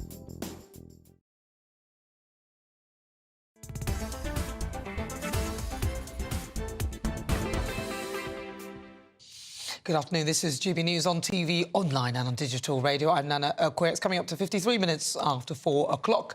It's time for World View. Joining me to talk about the developments in Israel and the Hamas conflict is the Israeli government spokesperson, Avi Hyman. Avi, good afternoon. Thank you for joining me. I wanted to start with the fact Hi, Nana. Thanks for having me on again. Thank you so much. Now, of course, the peace talks have sort of broken down. Can you talk to me about what happened with the hostage situation, why that wasn't extended, and just fill me in on what's been going on? So there were discussions to release our hostages. We made it clear from the beginning of this war that we had two objectives. One was to destroy Hamas, to dismantle their military capabilities, to dismantle their government and ensure that Gaza was free of Hamas. And the second was to free those 240 hostages. Now, we got to a situation with the help of the American administration and others by which we were releasing Palestinian prisoners, people that were in our prisons for terrorism offenses, and they were releasing around 10 hostages a day. So we got to a situation where we had about 110 of our hostages released. There's still 130 odd in captivity. The focus was women and children until Hamas decided to stop releasing hostages, and Hamas also decided to start firing rockets indiscriminately at Israeli civilians, perpetrating that double war crime of shooting at civilians from deep within civilian population. See, a lot of people don't understand fully why these talks have broken down. So they started firing rockets. So where do we go from here? Because obviously Israel has to defend itself, and this is a breach of any sort of ceasefire or any sort of pause in the fighting. So where do we go from here? So Nana, firstly, the order of things is important. Firstly, they didn't fulfill their requirements in the agreement. They didn't release all of the women and children, which was the least of what they could have done. I mean, we're talking about there's still a 10-month-old baby being held, a little baby. Why? Who would take hostage a little baby? Hamas would, and they're still holding him. So we're moving ahead. Like we said from the beginning, the two aims are not mutually exclusive. We will destroy Hamas because we have to destroy Hamas for the security of our children and for the security of the children of Gaza. We can no longer have an ISIS-like terrorist state on our southern border. So we're plowing ahead with that mission. And what does success look like to you? So like the Prime Minister said yesterday, success is victory. We won't stop until full victory, and we won't stop until we have those 240, all of our hostages, back home. So what will the day after Hamas look like? Well, there's a few things that it needs to look like a few things. Firstly, it needs to be completely demilitarized. They can never perpetrate the likes of what we saw on October 7th. Secondly, it needs to be totally de-radicalized. That ideology of Hamas cannot be seen as a good option for children growing up in Gaza. They need to understand that peace is the way forward, reconciliation, etc. Kind of like in the way that we saw after the war in Nazi Germany or in Imperial Japan. This can be done. That de-radicalization is very, very important. And thirdly, with help of the international community, we will rebuild Gaza and make Gaza, much better for Gaza and for Israel. I mean, we were wanting to see Gaza become the Miami of the Middle East. Instead, we got one of the biggest terror bases in the world. Well, listen, Avi Hyman, thank you so much for talking to me. We appreciate you coming on to the programme. That's Avi Hyman. He's a government spokesperson. Thank you so much. Well, let's travel over now to the United States and speak to the host of the Politics People podcast, Paul Duddridge, and see if Donald Trump can be sued. That is the plan. They're going to sue Donald Trump. He can be sued. Paul Duddridge, what's going on? Yeah, they're throwing everything at Donald Trump. He can now, three federal appeals court judges have ruled that Donald Trump can be sued in civil court for his role in the January the 6th non-insurrection that was completely made up. And so 2 police officers were injured on that day in a riot not an insurrection. But apparently, even though he was president at the time, the judges have discovered that he wasn't acting in his presidential capacity, and so he has no immunity that every other president has enjoyed since the dawn of time. He is uniquely, because of his comment of fight like hell, he is absolutely personally liable and can be sued. And the headline really is Donald Trump will be sued if they are throwing. This is lawfare. The American judicial system has been absolutely weaponized against Donald Trump. What is the response to the people who are watching this? Because even if you're not a Trump fan and you're watching that, you're thinking, isn't this a bit obvious that they're deliberately trying to take this man down in whatever way possible? Well, it's having an effect on the polls. Every single one of these stories drives his poll ratings up. This is a civil suit, so again, this will only have a financial remedy. This isn't a criminal prosecution, but it is driving his support. He is the only game in town. We see every other candidate 30, 40 points behind him, and Biden himself in states that he won, evidently, in 2020. Trailing Donald Trump. Biden actually did make a bit of a comeback this week in a few polls, but every single one of these lawfare actions against Donald Trump is resulting in his increased popularity and better improving poll ratings. But he's now being talked about as everybody has to get ready, he's coming back. But there's no way that Joe Biden could possibly manage to continue another term as president for the United States. Surely people realise that. Absolutely. Everybody except Joe Biden realises that. So Joe Biden, I'm pretty confident Joe Biden won't be the candidate in 2024. I think that what we saw this week was a debate between DeSantis and Newsom. Newsom's opening line is that he was there just to support Biden and Harris, and I think that's code for I'm going to be taking over. I mean, Newsom's already met with President Xi, etc. So I don't think you'll be seeing Biden go into the actual election. However, it will be done, I think, at the last minute. I think the plan is to replace him in August next year. Well, that'll be interesting. That'll be very interesting, Paul Dudridge. I don't think the people are going to buy into that. Paul Dudridge, thank you so much for joining me. He is the host of the Politics People podcast. You need to check him out online. On the way next, I have my outside guest. He's a mystery. Have you worked out who he is? Stay tuned. You'll find out in a few moments' time.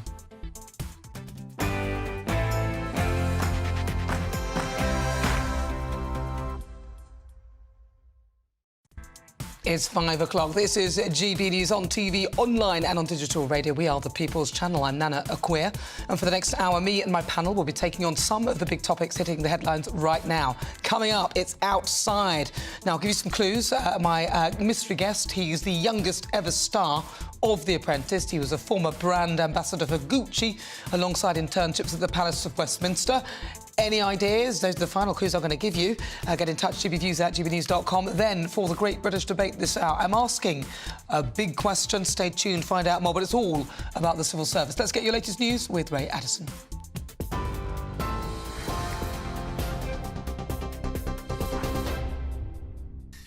Thanks, Nana. Fast approaching 1 minute past 5. Our top stories this hour. Police have confirmed a death in freezing conditions after the body of a man was found in a car in Nottingham. Describing the incident as tragic, they say they're investigating the circumstances but are not treating it as suspicious. Well, meanwhile, around 2,500 people in Cumbria could be without power until late tonight after heavy snow. Electricity North West says teams are struggling to reach sections of the damaged network. Weather warnings for snow and ice remain in place for many parts of the UK. Senior meteorologist Jim Dale says milder conditions over the coming days could now lead to floods. Give or take that area, sort of about a foot of snow, level snow. If you melt that snow, which is what meteorologists do, it equates to an inch. Tomorrow we got another system coming in, another system which has got low pressure attached to it. It's quite a tight thing, so there'll be wind, but also heavyweight rain as well. Now, all that snow down, and not just Monday, but on Wednesday as well, quite heavyweight rain. So all this snow and the rain attached to it that's coming, I think we might be looking at floods at midweek again. A British-owned cargo vessel has reportedly been hit by at least 2 drones while in the Red Sea near Yemen. The Pentagon says it's also aware of reports regarding attacks on an American warship in the area. Yemeni Houthis say they've been targeting 2 Israeli vessels. Now, a man has been killed and 2 people, including a British tourist, injured in a knife and hammer attack in Paris. It happened near the Eiffel Tower last night in what the French president described as a terrorist attack. Officials have confirmed that the man who died was a German tourist. A 26-year-old French national has been arrested. In 2016, he was sentenced to 4 years in prison for planning another attack. Well, over in the United States, 4 people, including 2 children, have been killed following a stabbing at a home in New York. 2 police officers were also attacked before shooting the suspect, said to be a family member, dead. Patrick Hendry is the NYC Police Benevolent Association president. This scene was chaos, multiple victims, a house on fire, and a madman on a rampage, on a mission. And thankful that these police officers showed up. Imagine what could have happened if these police officers weren't there. This madman tried to kill, after he killed others, a New York City police officer. The skill that this police officer had, shooting and stopping the threat after he was being stabbed. Tributes are being paid to Baroness Kinnock, who died in the early hours of this morning. The family of the former minister, MEP and wife of ex-Labour leader Lord Kinnock says she was a proud democratic socialist who campaigned for justice and against poverty all her life. She was diagnosed with Alzheimer's in 2017. Keir Starmer described her as a pioneering woman and a true fighter for the Labour Party. An extra £15 million will reportedly be given to Rwanda to take migrants who arrive in the United Kingdom illegally. That's on top of the £140 million already received. It's believed that the extra cash will be used to expand and improve Rwanda's asylum processing system and address concerns raised by the UK's Supreme Court. 519 people were intercepted crossing the channel yesterday, bringing this year's total to just over 29,000. The UK will carry out surveillance flights over the Middle East to find hostages held by Hamas. More than 130 people are still being held captive in Gaza, where fighting has resumed following a week-long truce. The Ministry of Defence says the unarmed flights will not have a combat role. Well, meanwhile, Israel continues to carry out intense airstrikes in southern Gaza. The Hamas-run Health Ministry says that 7 Palestinians were killed and several others injured during a raid on Rafah city. The US is calling on Israel to avoid further harm to civilians. And there's ongoing travel chaos as train drivers stage another day of strikes, as left union members have launched a series of walkouts in their dispute over pay. Great Northern, Thameslink and Avanti West Coast trains have been cancelled. Chiltern Railways and West Midlands Railway services are also affected. This is GB News across the UK. I'll be back in about half an hour, but now back to Nana.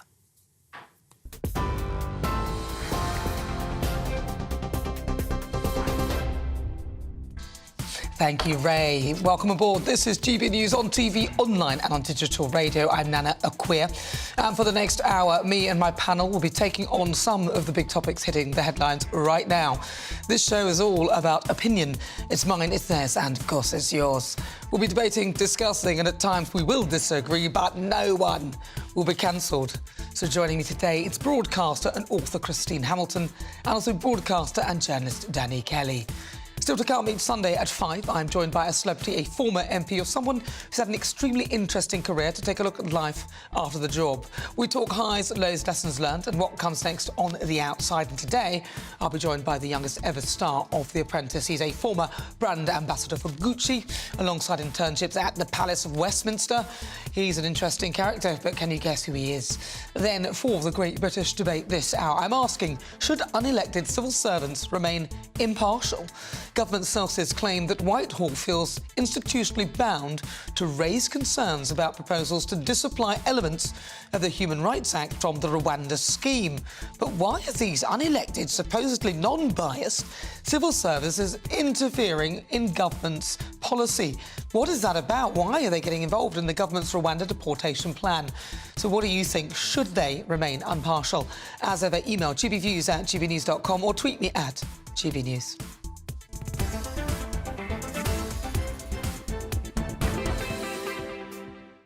7 minutes after 5 o'clock, and every Sunday at 5, I'm joined by a celebrity, a former MP or someone who's had an extremely interesting career. We take a look at life after the job, highs, lows, lessons learnt, and what comes next. And on this week's show, I'm joined by an individual who's not only a standout personality, but also holds a unique distinction, being the youngest ever candidate on The Apprentice. Known for his distinctive style and unapologetic attitude, he stood out among the candidates, making a lasting impression. So I'm happy to say, did you get it? He's the youngest Apprentice star, Ryan Mark. Hello. Ryan, welcome Hello, Nana. aboard. Nice Thank you to for see having me. A pleasure, pleasure. So, Ryan, talk to me about The Apprentice, your journey there, and also what it was like being on the show. I've often thought I'd be on there, but couldn't be bothered, really. Well, I was 18 when I auditioned, and I just randomly applied, and I thought, well, I was working in Harrods at the time. And I came up with a business idea, and my friends were just encouraging me to go on the show. And I thought, there's no way, as a teenager, I'm going to get on. And I went to the London audition, and there were streams of people much older than me. And I thought, they have years of business experience ahead of me. No way am I going to be on the show. And I got the call. And I got onto the show, and gosh, it was very tough. I actually underestimated how tough it would be. How long did you last? I'm trying to think, which one were you on? I was 2019, just before the pandemic. Right. So you might know Thomas Skinner from my series as well. We got on quite well. And it was 6 weeks filming. Which is the one where they kept making... Well, everything was green and brown, and then did you see that one? I think that was a few series after that. But, you know, they set us up. You watch it at home, because I used to be a viewer of the show, and I thought, gosh, these people are so stupid, but it's so produced. Is it? Yeah, really produced. And they tell you, it's very prescriptive. They say, well, you can only have 3 colours, or you can only do X, Y, Z, and you just have to work with what you're given. And it is, yeah, I didn't really appreciate that when I was watching it before. I see. What was your catchphrase then? Because they always have a catchphrase of somebody who keeps saying something. What was yours? I had an argument with someone once, another contestant, and I said, you're a U-turn. That became quite trendy on social media. I remember, gosh, it was like every Wednesday it'd be #1 trending on Twitter, well, now X. And yeah, these phrases would just pop up, and I'd say, yeah, you're a U-turn, or a million is not enough. That's what I used to say. I need 1 billion to have the lifestyle that I believe. That was the advert on BBC One. So, yeah, it was good fun. So what's become of you since it then? What's happened to you? Well, it's interesting. I had a lot of offers after the show, and then we went into the pandemic. So it was right before the pandemic. Yeah, so a lot of shows abroad were just completely axed. They were commissioned, but they couldn't go ahead. So there was a bit of a break, and then I went on to Celebrity Eating with my ex. I've done a raft of different celebrity shows. I did Celebs Go Dating last year. I came back again this year to date Mark Francis from Made in Chelsea. So it's been like a plethora of different things, but it opened it up. It was disaster. It was a disaster. He's a very atrocious character, is he? Mark Francis. Yeah, he is, yeah. Tough nut to crack. You look very different in The Apprentice series, because we've got some pictures of you there. I look fatter, don't I? I've got a few more chins, yeah. Yeah, I mean, look at that. I've got definitely about 5 chins there. No, you look good. You actually look a lot younger in person, to be fair. I think that made you look older. A lot of people say that. You because you look totally different. What do you think? Because you've worked in the Palace in Westminster. What is your take on the whole Obed Scobie, or as Lady Colin Campbell calls him, scabies? Scabies. That's very good. I just think it's a lot of hysteria right now. I mean, to be honest with you, I've written about Meghan and Harry. I've spoken about Meghan and Harry on this channel. I'm so sick of hearing their names. I think they're just so endlessly boring. As a couple, I just think they're so sanitised, boring. Obviously, people are talking about the revelations that have appeared in the Dutch version of his book, Endgame. I just think it's hype for his book, and it's an amazing PR stunt that will send his sales into the stratosphere. I don't know whether it has. I think people are probably boycotting it more than anything. Well, I'm not so sure. But yeah, interesting that he's actually denying that he put the names in. I mean, it's as if some translator would randomly select 2 names and pop them in there. It's just not really true, is it? Well, that doesn't add up to me. I don't understand how an English version that he wrote could be somehow... the names could be mistranslated into the Dutch version. I just don't see how that makes sense. Or could just appear in there without him putting them in there. It's just absolute rubbish. Yeah. We're also talking about electric cars, and I wondered what your take is on those, because you're Gen Z. Right. You people want all this nonsense. What is your thought? What are your thoughts on it? Well, I don't drive, so I can't even drive. I haven't even had my test yet. But if I were to drive, I don't know, I feel like that's the direction everyone's going in. I mean, in terms of car manufacturers, Tesla, I see Teslas everywhere. I don't think I can go and walk down the street without seeing a Tesla. What I find dangerous about them is that you can't hear them. And as a pedestrian, that is a concern. What it does for the environment, I guess it's a good thing, less emissions. At source, obviously, at source less emissions, but not when they're making them, so obviously there's the other implications. I just feel that it's become a trend, and I think people just want to have an electric car because it's fashionable. And they don't necessarily, like you said, they don't realise the implications it has when you're manufacturing it, wherever they're made in China or these other places. I just think those emissions aren't really accounted for. Well, they're not really. Now, I'm going to read you an email. Paul sent a message in about electric cars, and he said, my wife works in a hospital and had to contact the family to give them bad news, and they couldn't get there in time to say goodbye as they were charging their EV, their electric vehicle. But that's it, they just run out as well, don't they? They just run out, don't they? It's I mean, like my phone. In this snow, in this weather, I'm wondering how effective and efficient they are. I don't think I'd fancy one. I don't trust electric cars, and I've actually seen in San Francisco as well, they're trialling, I think 2 companies are trying driverless cars. And now people can book, like we would book an Uber or another taxi service, they can actually just jump into a car without a driver, and I think that's horrifying. It is frightening, especially if it goes sort of AWOL on you and decides it doesn't like the look of you and traps you in there. I don't like electric cars, so I think if something goes wrong, I think you could be trapped in it if the electrics go wrong, or if it overheats, how do you get out? If there's a problem with it, if the electrics go and you're inside it, they just... And when they do set a light, they don't stop until the battery is completely burnt out, so there's no way of putting them out. I find them very scary. There's no backup power, so, if anything were to happen, it's all controlled by the electrics, can get out of the car. And that happened, actually, going back to those driverless cars, because they're all electric vehicles as well. It actually just stopped. There was a video I saw where a passenger was just stopped in the middle of the road, and she had no control over the car because everything was fully automated and it was all powered by electricity. Well, it ran out of battery. Well, that's it. I mean, the thing in business is they say never put all your eggs in one basket. And I mean by that, having one source of power to control that car. Whereas diesel and petrol, you've got things that are electric, things that are this, things that are that will still work if you run out of fuel. And that's what I find very disturbing. But for you now, what is next? What are you up to next? Well, I'm working on a podcast. I was actually editing that today, so I've got some really good guests coming up on that. And it's a very different format. It's kind of awkward silences, direct questions, no nonsense, getting right to the heart of what I want to know and people that follow me. So, I'm working on that. And I'm also working on a documentary about coming out. OK. So that's something that's quite sincere to me, because I actually use TV to come out, and I was on a show, and that was the first time my family discovered. But the thing is, though, I mean, I do have to say that when people say, oh, I'm gay, I've come out, I mean, I don't care. I don't care. Why is it a big occasion, a big event? I don't say, hey, I'm coming out, I'm heterosexual, hey, I come out, I'm bisexual, hey, I come out. Why do people need to know? I mean, I'm not interested. Why is it relevant to tell people? I've always wanted to know. Why is it? I don't really... I mean, I guess the assumption is that you're straight. I think when... Well, not really. Well, I think parents just assume their children are going to be straight because the majority of the population are straight. So I think that's the assumption parents have, and therefore I felt the obligation to come out to kind of say, well, actually, I'm not. So... But just telling your parents is a private conversation. When people say they've come out and there's a big hoo-ha about it, I mean, maybe heterosexual people and bisexual people and everyone should have a coming out. The bottom line is, why... OK, a private conversation between the parents that you might want to tell them. OK, maybe. But why does it have to be a big major event that people need to know about? It's your own private thing. Well, I just think it's quite a big deal for some people. I mean, I'm pretty private. I don't really broadcast. I mean, I ended up doing a show where I didn't necessarily come out. It wasn't like a coming out ceremony. I was just on a show with an ex.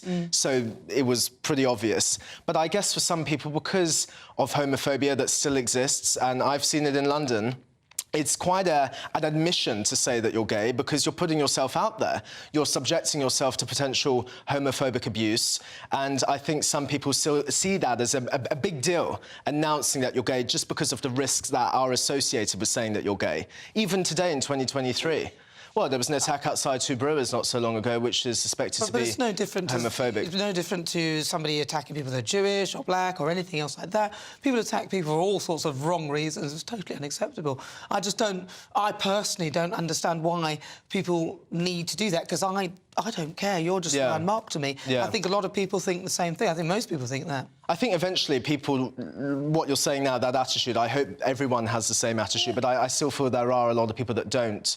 So I feel like it's an excuse to have a party. Well, yeah, I mean, it's good to celebrate. Even Jewish people, you know, bar mitzvahs and things like that. You know, everyone does celebrate their identity, and I think there's no harm in... No, there's no harm in celebrating. ...shouting about it. I personally don't, but I can understand why people do. But, coming out. I want the world to know. Right, Mark, exactly. It's a pleasure to talk to you. What's your podcast called? It's going to be called Mark My Words. Mark My Words. Mark My Words. All about honesty. Well, I look forward to listening to that. Thank you so much. That is Ryan Mark His Words. Fabulous. He is an ex-Apprentice star, but he's also a celebrity in his own right. Now, I just wanted to quickly read some of the messages that you've been sending me with regard to electric cars.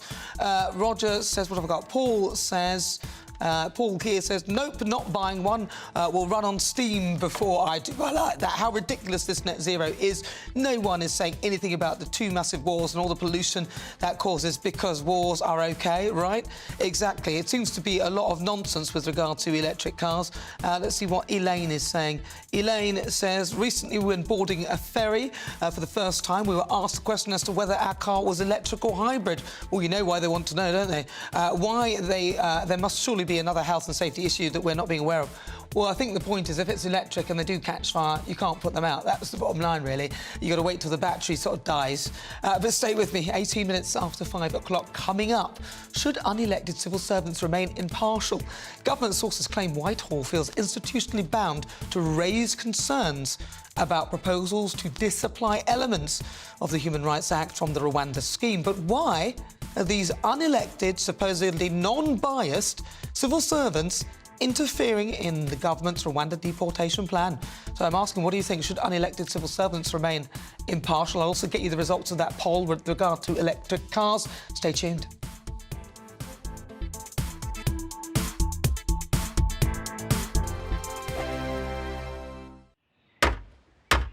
Who is it? We're here for the show.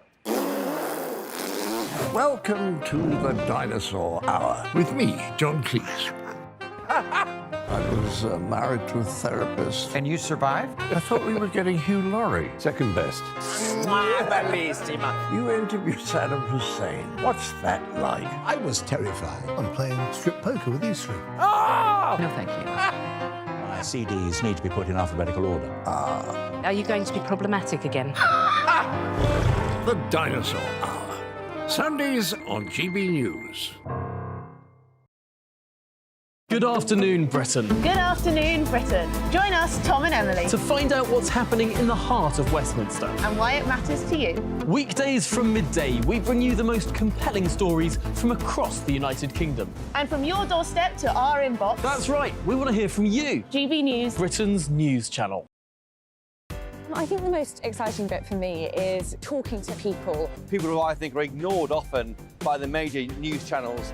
We're going to give news they want to hear. There's a voice there that needs to be heard. I think there's a chance here for a diversity of opinion to be expressed, which you don't find elsewhere. It's really exciting. We don't hold back. We're free to say how decisions that are taken here affect us all around the country.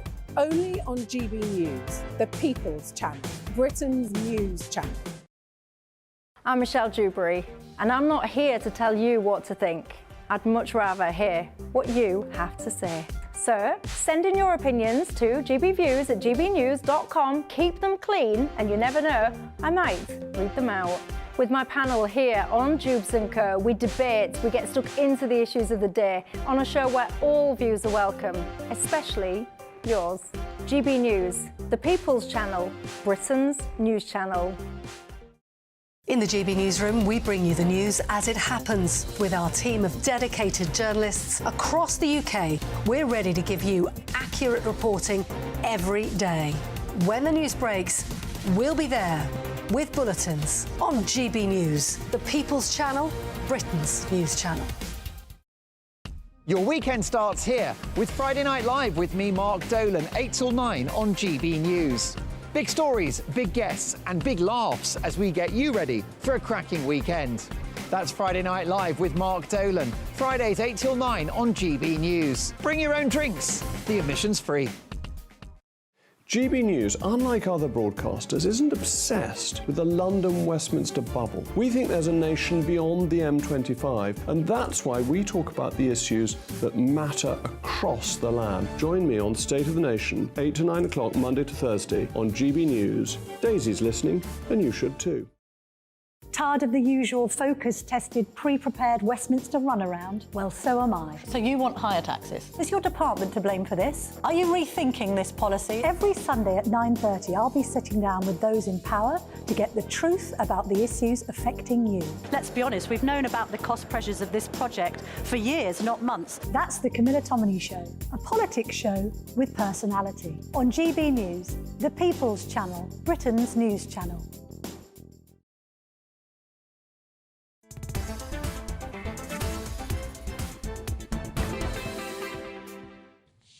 If you just joined me, welcome on board. It's coming up to 23 minutes after 5 o'clock. I'm Nana Akua. This is GB News. We are the People's Channel. We're live on TV, online and on digital radio. Now, earlier I had a poll up. It's still up. There's about 10 minutes left before it closes.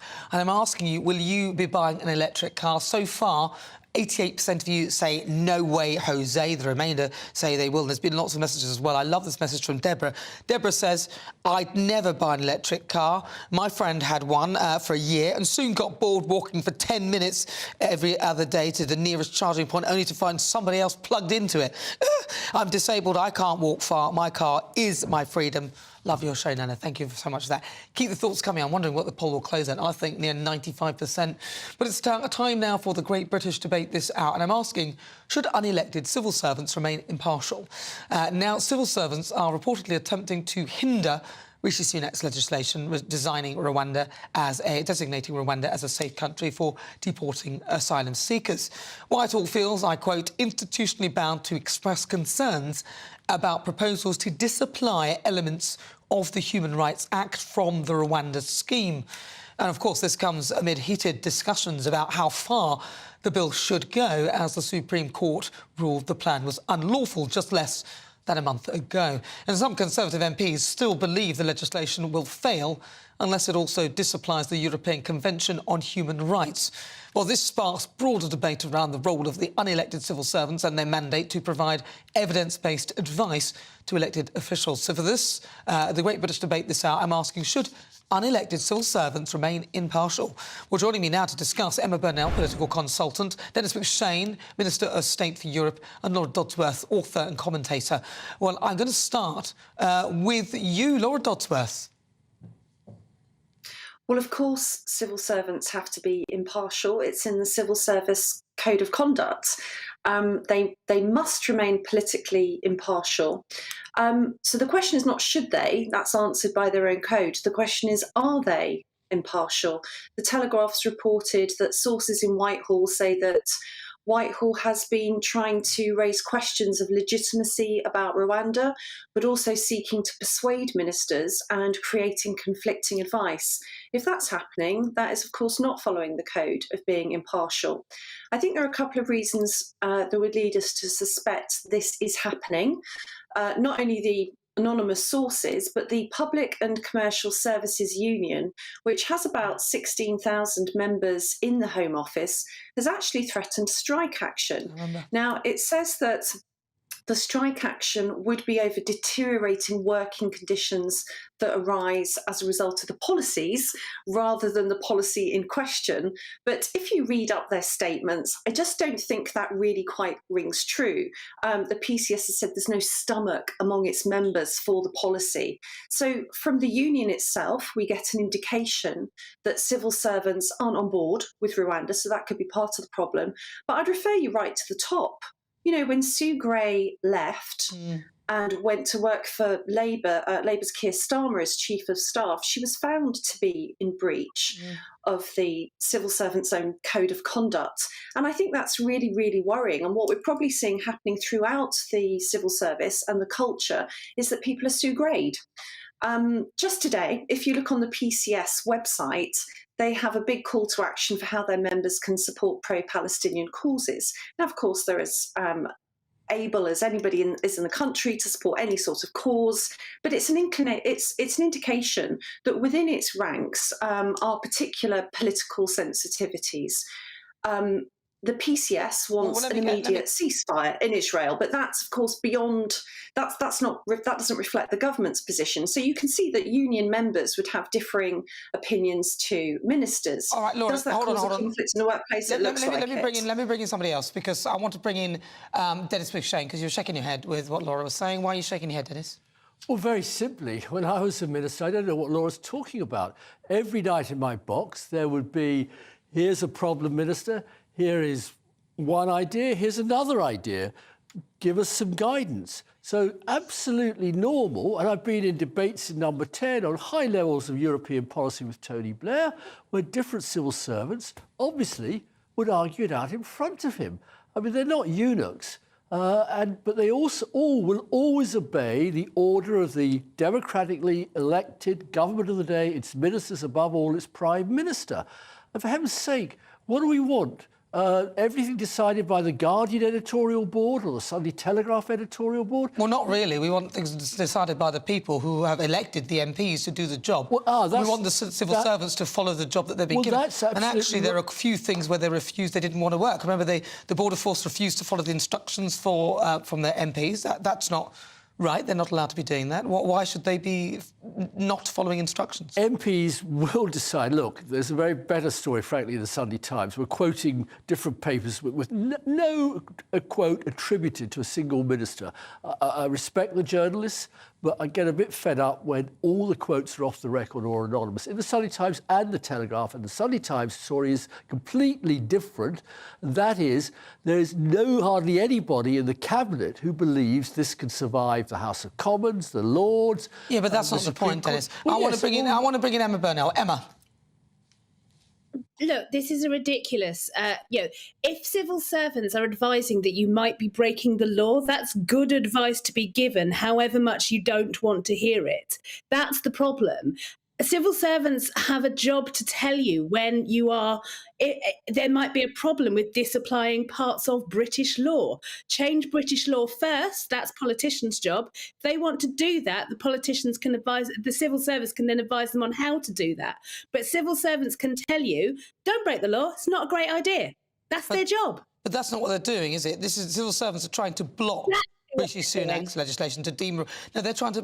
I'm reading from the paper. This is quoted by the Telegraph. They're saying that civil servants are trying to block Rishi Sunak's legislation. That's not their job. That's not what they should be doing. Interpretation of being told bad news. Now that is the choice. You don't want civil servants who will only tell you good news and what you want to hear, because any leadership role has to deal with bad news, with what they don't want to hear. We need leaders who are strong enough and tough enough to be able to cope with being told what you're trying to do is not currently possible. Here are the routes to get there, but you have to go through them, rather than making up dreamland where you just say, oh, it's possible because I say it's possible. If I may just politically... Can I just say... Does Rishi Sunak... Hang on, wait, Dennis... Tiny point, very tiny. Brief Does Rishi Sunak we'll go to Laura. really want to spend the next 10, 12 months, whenever the election is, being dragged into the jungle in Rwanda? I mean, he won't even have Farage with him. Swamp after swamp of pitfall and pratfall and negative headlines. I'd say probably civil servants are saving Sunak. It's not up to them. The British public... Let's go to Laura. Laura Dodsworth. They're not saving him. Laura Dodsworth. Can I have Laura speaking? Laura. Right. Thank you. So I can't disagree with the points the other two guests have just made. You cannot necessarily rely on anonymous sources. They're not prepared to put their names to it. That, of course, is because they're not supposed to be speaking to the media. That's another part of the civil service code they're breaking. Secondly, of course, civil servants are supposed to give balanced advice for strong ministers to make decisions. But I would say that very negative stereotyping of Rwanda as a jungle with swamps is indicative of the kind of bias we've got going on here. Now, take aside those other 2 points. There is clearly a kind of left-wing bias within the civil service, as there are within many organisations and institutions, such as academia, the media. Many professional classes have been captured by essentially what are quite luxury beliefs. And the point I made about the PCS, that's the union itself, reflecting that bias. There's a good indication that those anonymous reports in the paper might be right. Well, listen, Laura, we're running out of time. Forget the damage that's been done by Sue Gray breaking the code. Well, yeah, we're running out of time. Listen, 10 seconds to you, Emma. Emma, 10 seconds, and I've got to go to the news. If you say now, let's allow civil servants to be politicised, imagine how you'll feel when the government changes. Well, that'll be interesting, but I think they should just back off and do what the government say. Well, no one's saying they should be politicised. No, we don't want them to be. They should be impartial. Laura Daltworth, thank you very much. She's author and commentator. Also, Emma Byrne, now, thank you so much for talking to me. And Dennis McShane, lovely to talk to you as well. Right, so what do you think? Civil servants, should they remain impartial? 32 minutes after 5 o'clock. This is GB News on TV, online and on digital radio. We'll continue with the Great British Debate this hour. I'm asking, should unelected civil servants remain impartial? That is their code. You'll hear the thoughts of my panel, broadcaster and author Christine Hamilton and broadcaster and journalist Danny Kelly. But first, let's get your latest news headlines.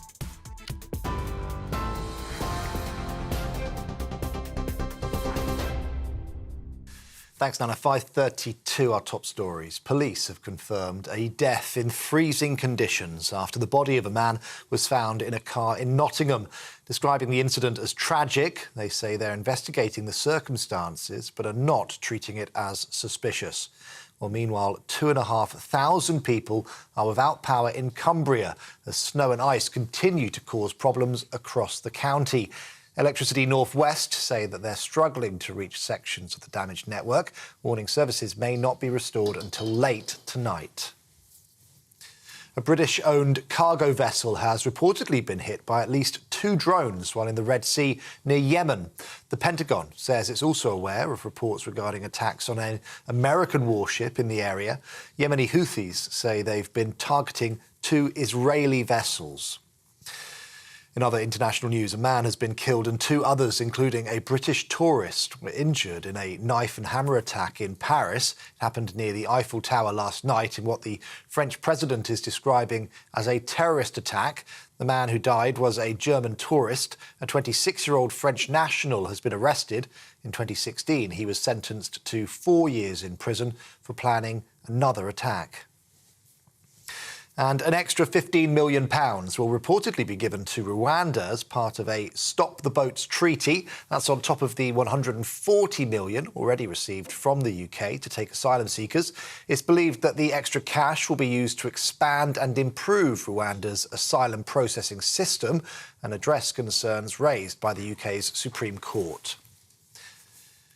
You can get more on all of those stories by visiting our website, gbnews.com. Now let's get straight back to Nana.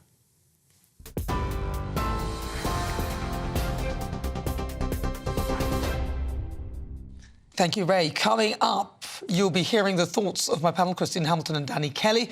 What do you think? Should unelected civil servants remain impartial?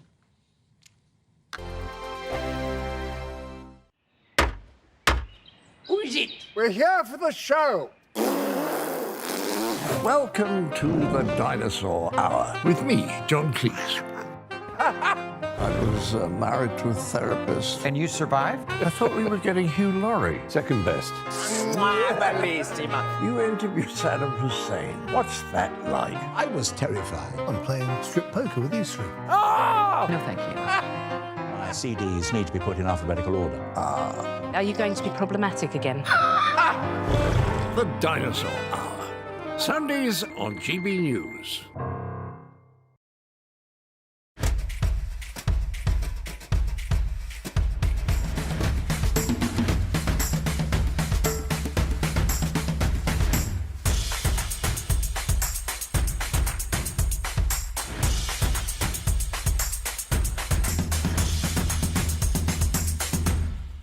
Wake up to the headlines with Headliners every morning at 5 a.m.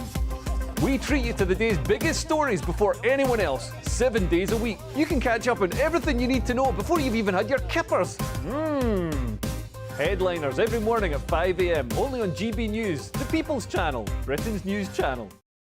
GB News, unlike other broadcasters, isn't obsessed with the London-Westminster bubble. We think there's a nation beyond the M25, and that's why we talk about the issues that matter across the land. Join me on State of the Nation, 8 to 9 o'clock, Monday to Thursday, on GB News. Daisy's listening, and you should too. I think the most exciting bit for me is talking to people. People who I think are ignored often by the major news channels. We're going to give news they want to hear. There's a voice there that needs to be heard. I think there's a chance here for a diversity of opinion to be expressed, which you don't find elsewhere. It's really exciting. We don't hold back. We're free to say how decisions that are taken here affect us all around the country. Only on GB News, the People's Channel, Britain's news channel. There's only three people you can trust in life: your doctor, your lawyer, and your nana. I'm not sure. So join me, Nana Akua, at 3 p.m. every Saturday and Sunday, where we discuss the biggest topics of the weekend. Be ready for battle. Could you be quiet? What is this? It's my new teeth. It's your new teeth. I don't bite. Well, not without a good reason. Always honest, always fun. Every weekend at 3 p.m. on GB News, the People's Channel, Britain's news channel. Your weekend starts here with Friday Night Live with me, Mark Dolan, 8 till 9 on GB News. Big stories, big guests and big laughs as we get you ready for a cracking weekend. That's Friday Night Live with Mark Dolan, Fridays 8 till 9 on GB News. Bring your own drinks, the admission's free. Tired of the usual focus-tested, pre-prepared Westminster runaround? Well, so am I. So you want higher taxes? Is your department to blame for this? Are you rethinking this policy? Every Sunday at 9:30, I'll be sitting down with those in power to get the truth about the issues affecting you. Let's be honest, we've known about the cost pressures of this project for years, not months. That's the Camilla Tominey Show, a politics show with personality. On GB News, the People's Channel, Britain's news channel.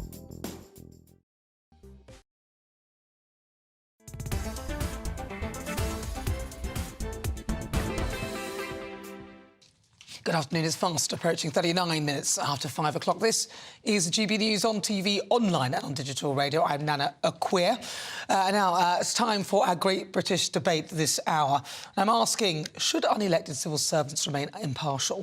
Because according to reports, civil servants are attempting to hinder Rishi Sunak's legislation designating Rwanda as a safe country for deporting asylum seekers. Whitehall feels, and I quote this, institutionally bound to express concerns about proposals to disapply elements of the Human Rights Act. That's following the Supreme Court ruling that the Rwanda plan was unlawful just less than a month ago.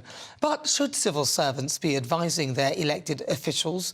So for this hour, for the great British debate this hour, I'm asking, should unelected civil servants remain impartial? Let's see what my panel make of that. I'm joined by broadcaster and author Christine Hamilton and broadcaster and journalist Danny Kelly. Right. I'm going to ask you, Christine Hamilton. Oh, yes. What do you think? Part of their civil servants' code is that they should remain impartial, but it seems that they're obstructing things, and that's not... Absolutely. Their three codes are honesty, impartiality and integrity.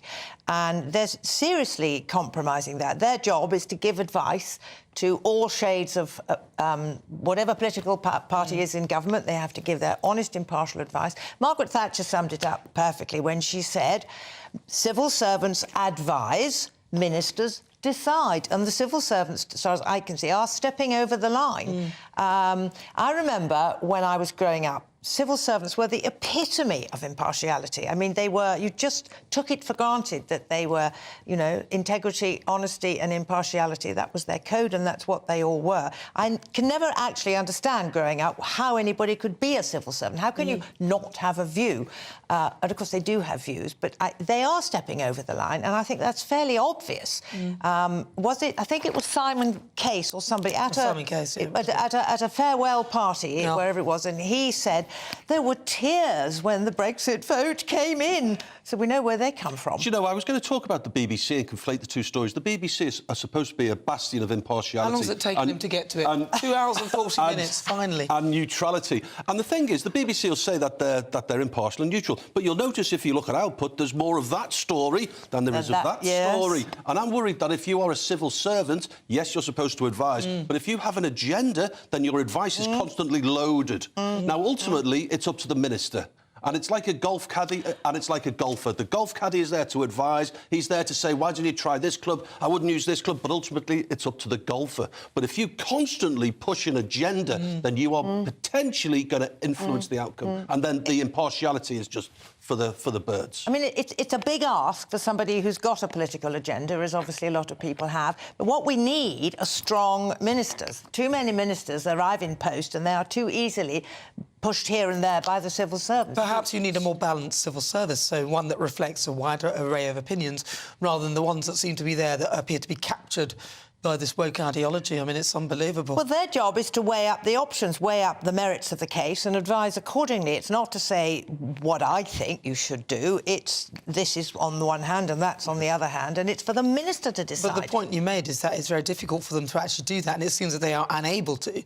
So maybe the answer is to have a more balanced... Look at... Being a car dealer, as well as an ex-BBC, let's just bring everything in. Let's bring everything in, Danny. If I have a car on the lot that I want to get rid of, and I know that there's a flick of a coin between that car that I want to get rid of and some fresh stock, and someone's interested in both of them, I'm going to be a civil servant or a BBC journo. I'm going to say, well, look, let me tell you about the great points, the great benefits on this car. I'm desperate to get rid of it, never tell him. And then let me tell you, and have you thought about this and have you thought about that? And then all of a sudden, the impartiality, my neutrality, is actually, it's out the window. It's a biased opinion because I'm pushing them in this direction. Do you do but that? ultimately... But that's fine. You do that, though, do you? No, I don't. That's but fine. It's just an analogy. But You're allowed to do that, that's fine. Ultimately, it's up to the minister, it's up to the customer. Well, but that's not fair if you're swaying them to one side or the other, because you've got to get rid of that car. That's right, it's just the same. Danny's got a business to do, and you go and buy a car from anybody, you know perfectly well, if you think about it, that if they want to get rid of one, they'll push it. But, you know, on the civil service, I think the thing that began to flag up for a lot of people was the Sue Gray incident. Oh, Sue Gray. When Sue Gray was investigating Boris Johnson, I just assumed that she was impartial, honest, etc., a civil servant, as she obviously should be. Within seconds, she's gone over to work for Starmer, and she was in discussion with him while she was doing that. Now, anybody who seriously took their promises and oaths, whatever they do, would have said, I can't do this. Yeah, but it looks awful. It looks awful. She is the sort of figurehead of the non-impartial civil service. Well, didn't Boris call her Psycho Sue Gray? Or Sue Gray Psycho? That's what Did he? Well, I'm just reading something. Well, he's clearly not impartial, but he doesn't have to be. Well, that's what it says on I think it's Sky News on their website. I'm just looking at that. But let's... Very good. Listen, this show's nothing without... this show is nothing without you. So let's get our great British voices onto the show to find out what they think about the topics we're discussing. And today I've got 4 of you, David Balm, Philip Hoy, and... Oh, there's only 3 of you, and Adrian Gell. I'm going to start with you, David Balm. Hello, Nan and team. Actually, I'm surprised. Everyone's surprised by this. Go back to that fabulous programme of the 70s, Yes Minister. You had the Prime Minister, or Jim Hackett at the time, very weak, being led by the nose by Sir Humphrey Appleby, and that's how the civil servant has always been. I'm surprised anyone's shocked by it all. The civil servant, they say they're permanent and the ministers are elected.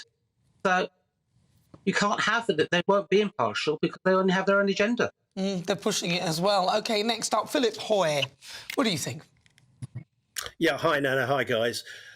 Well, we've talked about the Civil Service Code, which talks about integrity, honesty, objectivity and impartiality.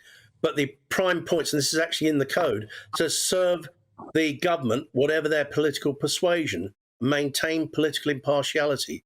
Now, I don't believe there's any impartiality anymore. Look at the civil servants that have now joined, not in the days of Sir Humphrey, which I love that programme, and I believe so did Margaret Thatcher. But nowadays, people are actually there to try and block what the government wants to do. And I honestly believe that.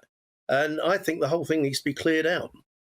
Yeah, I'd agree with you. I think they do need to clear them all out. Let's go to Adrian Gell. Adrian. Yeah, so, yeah, we've talked about civil service code and the necessity of the members of the civil service to follow that code. And if that means implementing the current government's Rwanda plan or policy and seeing it through, so be it. I mean, you don't go and work for a butcher and suddenly become vegetarian and say you're only going to sell broccoli or lollipops from Pete's confectionery store next door. You do that and you do your job, and your job of the civil service is to be impartial. Bloated as the civil service is, we could do with reducing it by at least 25% and getting rid of some of these partisan woke members of the civil service. I totally agree with you. We need to get rid of them. I think I'm with Philip on that. Clear them out. Wilson David Balm, thank you very much. Philip Hoyt and Agent Joe, lovely to talk to you. Thank you. Those are my great British voices.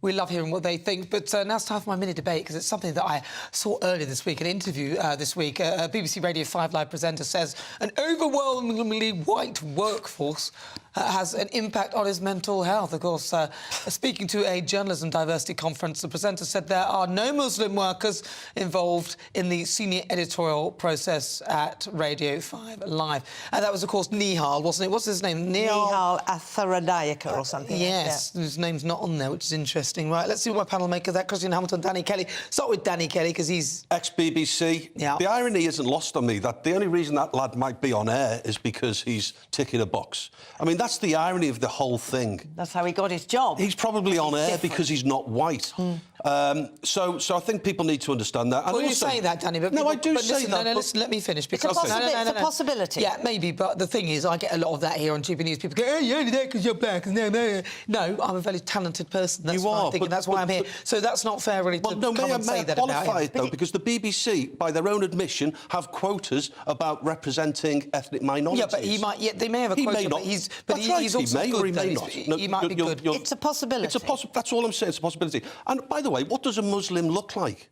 I could be a Muslim. He says that there are no Muslims or people who look like Muslims. I could be a Muslim. It's very odd. You could be a Muslim. Why bring religion into it? I don't get it. Well, because it's apparently affecting his mental health, isn't it, or something? I mean, honestly, we talk about snowflake generation. For heaven, what does he expect? He's not young. He's not one of the snowflake generation. Well, then the snowflake generation is bigger than I thought.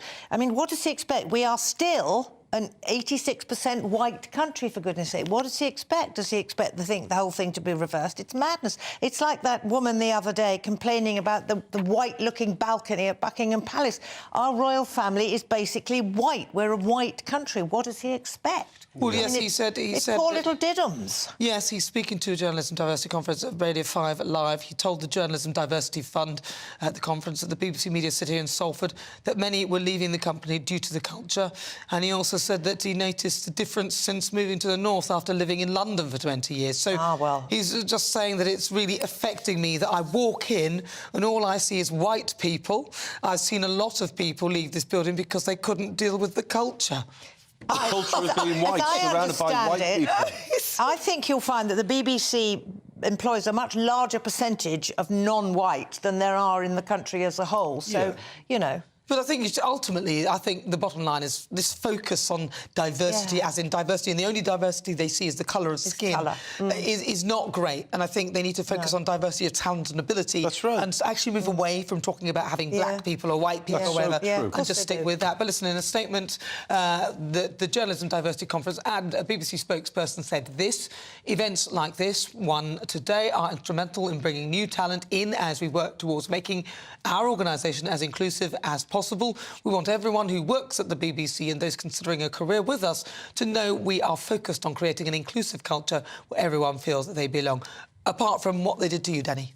I lost my job. May I just say, I lost my job. 3 months before I lost my job, the BBC in London told the BBC in Birmingham the lineup is too old and too white. I was replaced by... Well, they got their wish for diversity. I was replaced, and the audience figures have gone through the floor.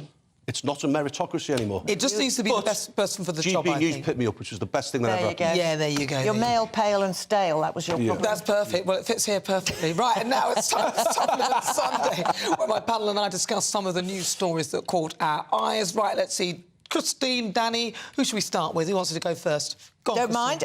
Well, I love this story. It's about the king. He upcycles Windsor Castle curtains into kimonos. I mean, I think it's splendid. What?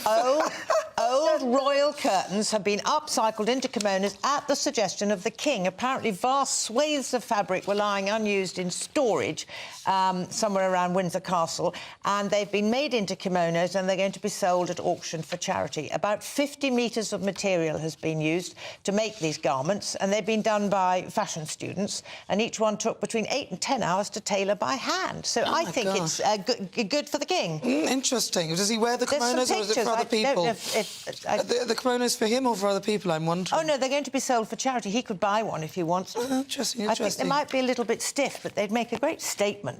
What do you think, Danny? Right, this is a great story. Garden ornament turns out to be a live bomb. A couple who kept a £64 naval projectile as a garden ornament said it was like the passing of an old friend when it was detonated by a bomb disposal team.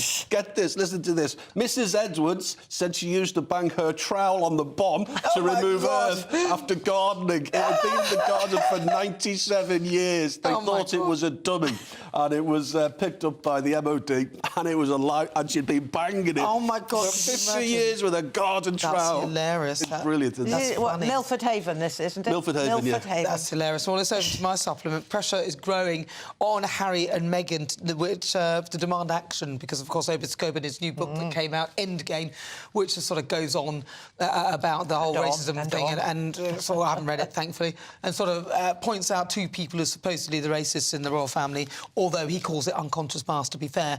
But I'm not sure I don't even think they understand what that means. But what do you think, Danny? Do you think that King Charles should say something? I've said this before, I think King Charles is remaining dignified with his silence, but at some points, you know, you are going to have to break silence and you are going to have to say something. And I tell you what, Harry and his Mrs. Meghan should now approach them and say, look, this was never supposed to be in the book. I'd like to distance ourselves from the book. And by the way, we're not coming for Christmas because I know we're not welcome. But in the fantasy, I call it Finding Fantasy, although it's Finding Freedom, Obed Scobie's old book. I call him Scabies. No, or Scooby-Doo. Meghan said that she wasn't involved in any of it and hadn't passed any information, and it turned out that it wasn't true.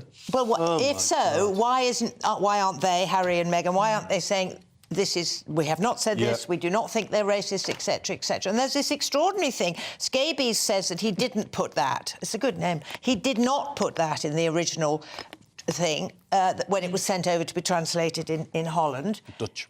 The translators say, well, I didn't invent it. I translated what was put in front of me, and the names were there. So either Scabies is lying or the translator, and I know who I believe. Well, the translator's not going to put in some random names. Of course they're not. Look, I mean, that's absolutely ruined. Do you think anybody in this country seriously believes that King Charles and Catherine are racist? It's just a PR stunt. But listen, you know, those are the names named in the book, but the whole thing he said was unconscious bias. But the bottom line is I don't even know how you can unconsciously biasly say, oh, the colour of someone's skin is... That's not an unconscious, that would be a conscious comment. It doesn't make any sense. And also, Harry did say that racism, nobody in his family are racist, and they're not like that in that interview. So who knows? It's all rubbish. Should speak up now. Speak up now. Come on, speak up now. Well, listen, what do you think, though? Listen, it's been a great fun talking to you. Listen, earlier today on today's show, I was asking, would you buy an electric car? And guess what? 11% of you say yes, 89% of you say no. Yeah, look at that. Thank you so much to my panel, broadcaster and author Christine Hamilton, and also broadcasting journalist Danny Kelly. Thank you so much. Thank you. And a huge thank you to you today for joining me. It's been so much fun. I'll be back next week, same time, same place, 3 o'clock on Saturday. I'll leave you with the weather. Looks like things are heating up. Boxed boilers, sponsors of weather on GB News. Hello, welcome to your latest GB News weather. I'm Ellie Glazier. It's been a cloudier and wetter day across the southern half of the UK, a bit of a change to what we've seen recently. This is all due to an area of low pressure situated out towards the southwest, slowly moving its way towards us through the rest of today and into tomorrow. This will bring outbreaks of showery rain and cloud and a larger area of band of rain, pushing its way up from the southwest overnight tonight and into tomorrow morning. There's likely to bring some quite heavy rainfall totals, particularly to parts of southwest England and South Wales as well, and could turn wintry across the hills of Wales, the Midlands and into parts of northern England through Monday morning. A drier but colder night again across parts of Northern Ireland and Scotland, perhaps dropping down to -5 or -6. A milder start across the southwest, though, particularly under all that cloud and rain, and it will slowly continue to spread its way north and eastwards as we head through the day on Monday, perhaps causing some disruption during the morning rush hour. A drier and brighter day again across Northern Ireland, parts of western Scotland, where there'll be plenty of sunshine through the afternoon, but some showers pushing in along those eastern coasts of Scotland. Another cold day across the north, temperatures in the low single figures, but milder again across the southwest under all that cloud and rain. Tuesday starts another cloudy and damp picture for much of England and Wales, but rain, hail, snow and sleet slowly clears its way south and eastwards through the day. That will lead to a drier and brighter day for most of us on Wednesday, but colder. However, later in the week, further wet and windy weather arrives, but turning milder for all. That warm feeling inside from Boxed Boilers, sponsors of weather on GB News. Who is it? We're here for the show. Welcome to the Dinosaur Hour with me, John Cleese. I was married to a therapist. And you survived? I thought we were getting Hugh Laurie. Second best. You interviewed Saddam Hussein. What's that like? I was terrified. I'm playing strip poker with these three. Ah! No, thank you. My CDs need to be put in alphabetical order. Are you going to be problematic again? The Dinosaur Hour. Sundays on GB News. Good afternoon, Britain. Good afternoon, Britain. Join us, Tom and Emily, To find out what's happening in the heart of Westminster. and why it matters to you. Weekdays from midday, we bring you the most compelling stories from across the United Kingdom. And from your doorstep to our inbox, That's right, we want to hear from you, GB News. Britain's news channel. I think the most exciting bit for me is talking to people. People who I think are ignored often by the major news channels. We're going to give news they want to hear. There's a voice there that needs to be heard. I think there's a chance here for a diversity of opinion to be expressed, which you don't find elsewhere. It's really exciting. We don't hold back. We're free to say how decisions that are taken here affect us all around the country. Only on GB News, the People's Channel, Britain's news channel. I'm Michelle Dewberry, and I'm not here to tell you what to think. I'd much rather hear what you have to say. So send in your opinions to gbviews@gbnews.com. Keep them clean, and you never know, I might read them out. With my panel here on Jubes & Co, we debate, we get stuck into the issues of the day on a show where all views are welcome, especially yours. GB News, the People's Channel, Britain's news channel. In the GB Newsroom, we bring you the news as it happens. With our team of dedicated journalists across the UK, we're ready to give you accurate reporting every day. When the news breaks, we'll be there with bulletins on GB News, the People's Channel, Britain's news channel. Your weekend starts here with Friday Night Live with me, Mark Dolan, 8 till 9 on GB News. Big stories, big guests and big laughs as we get you ready for a cracking weekend.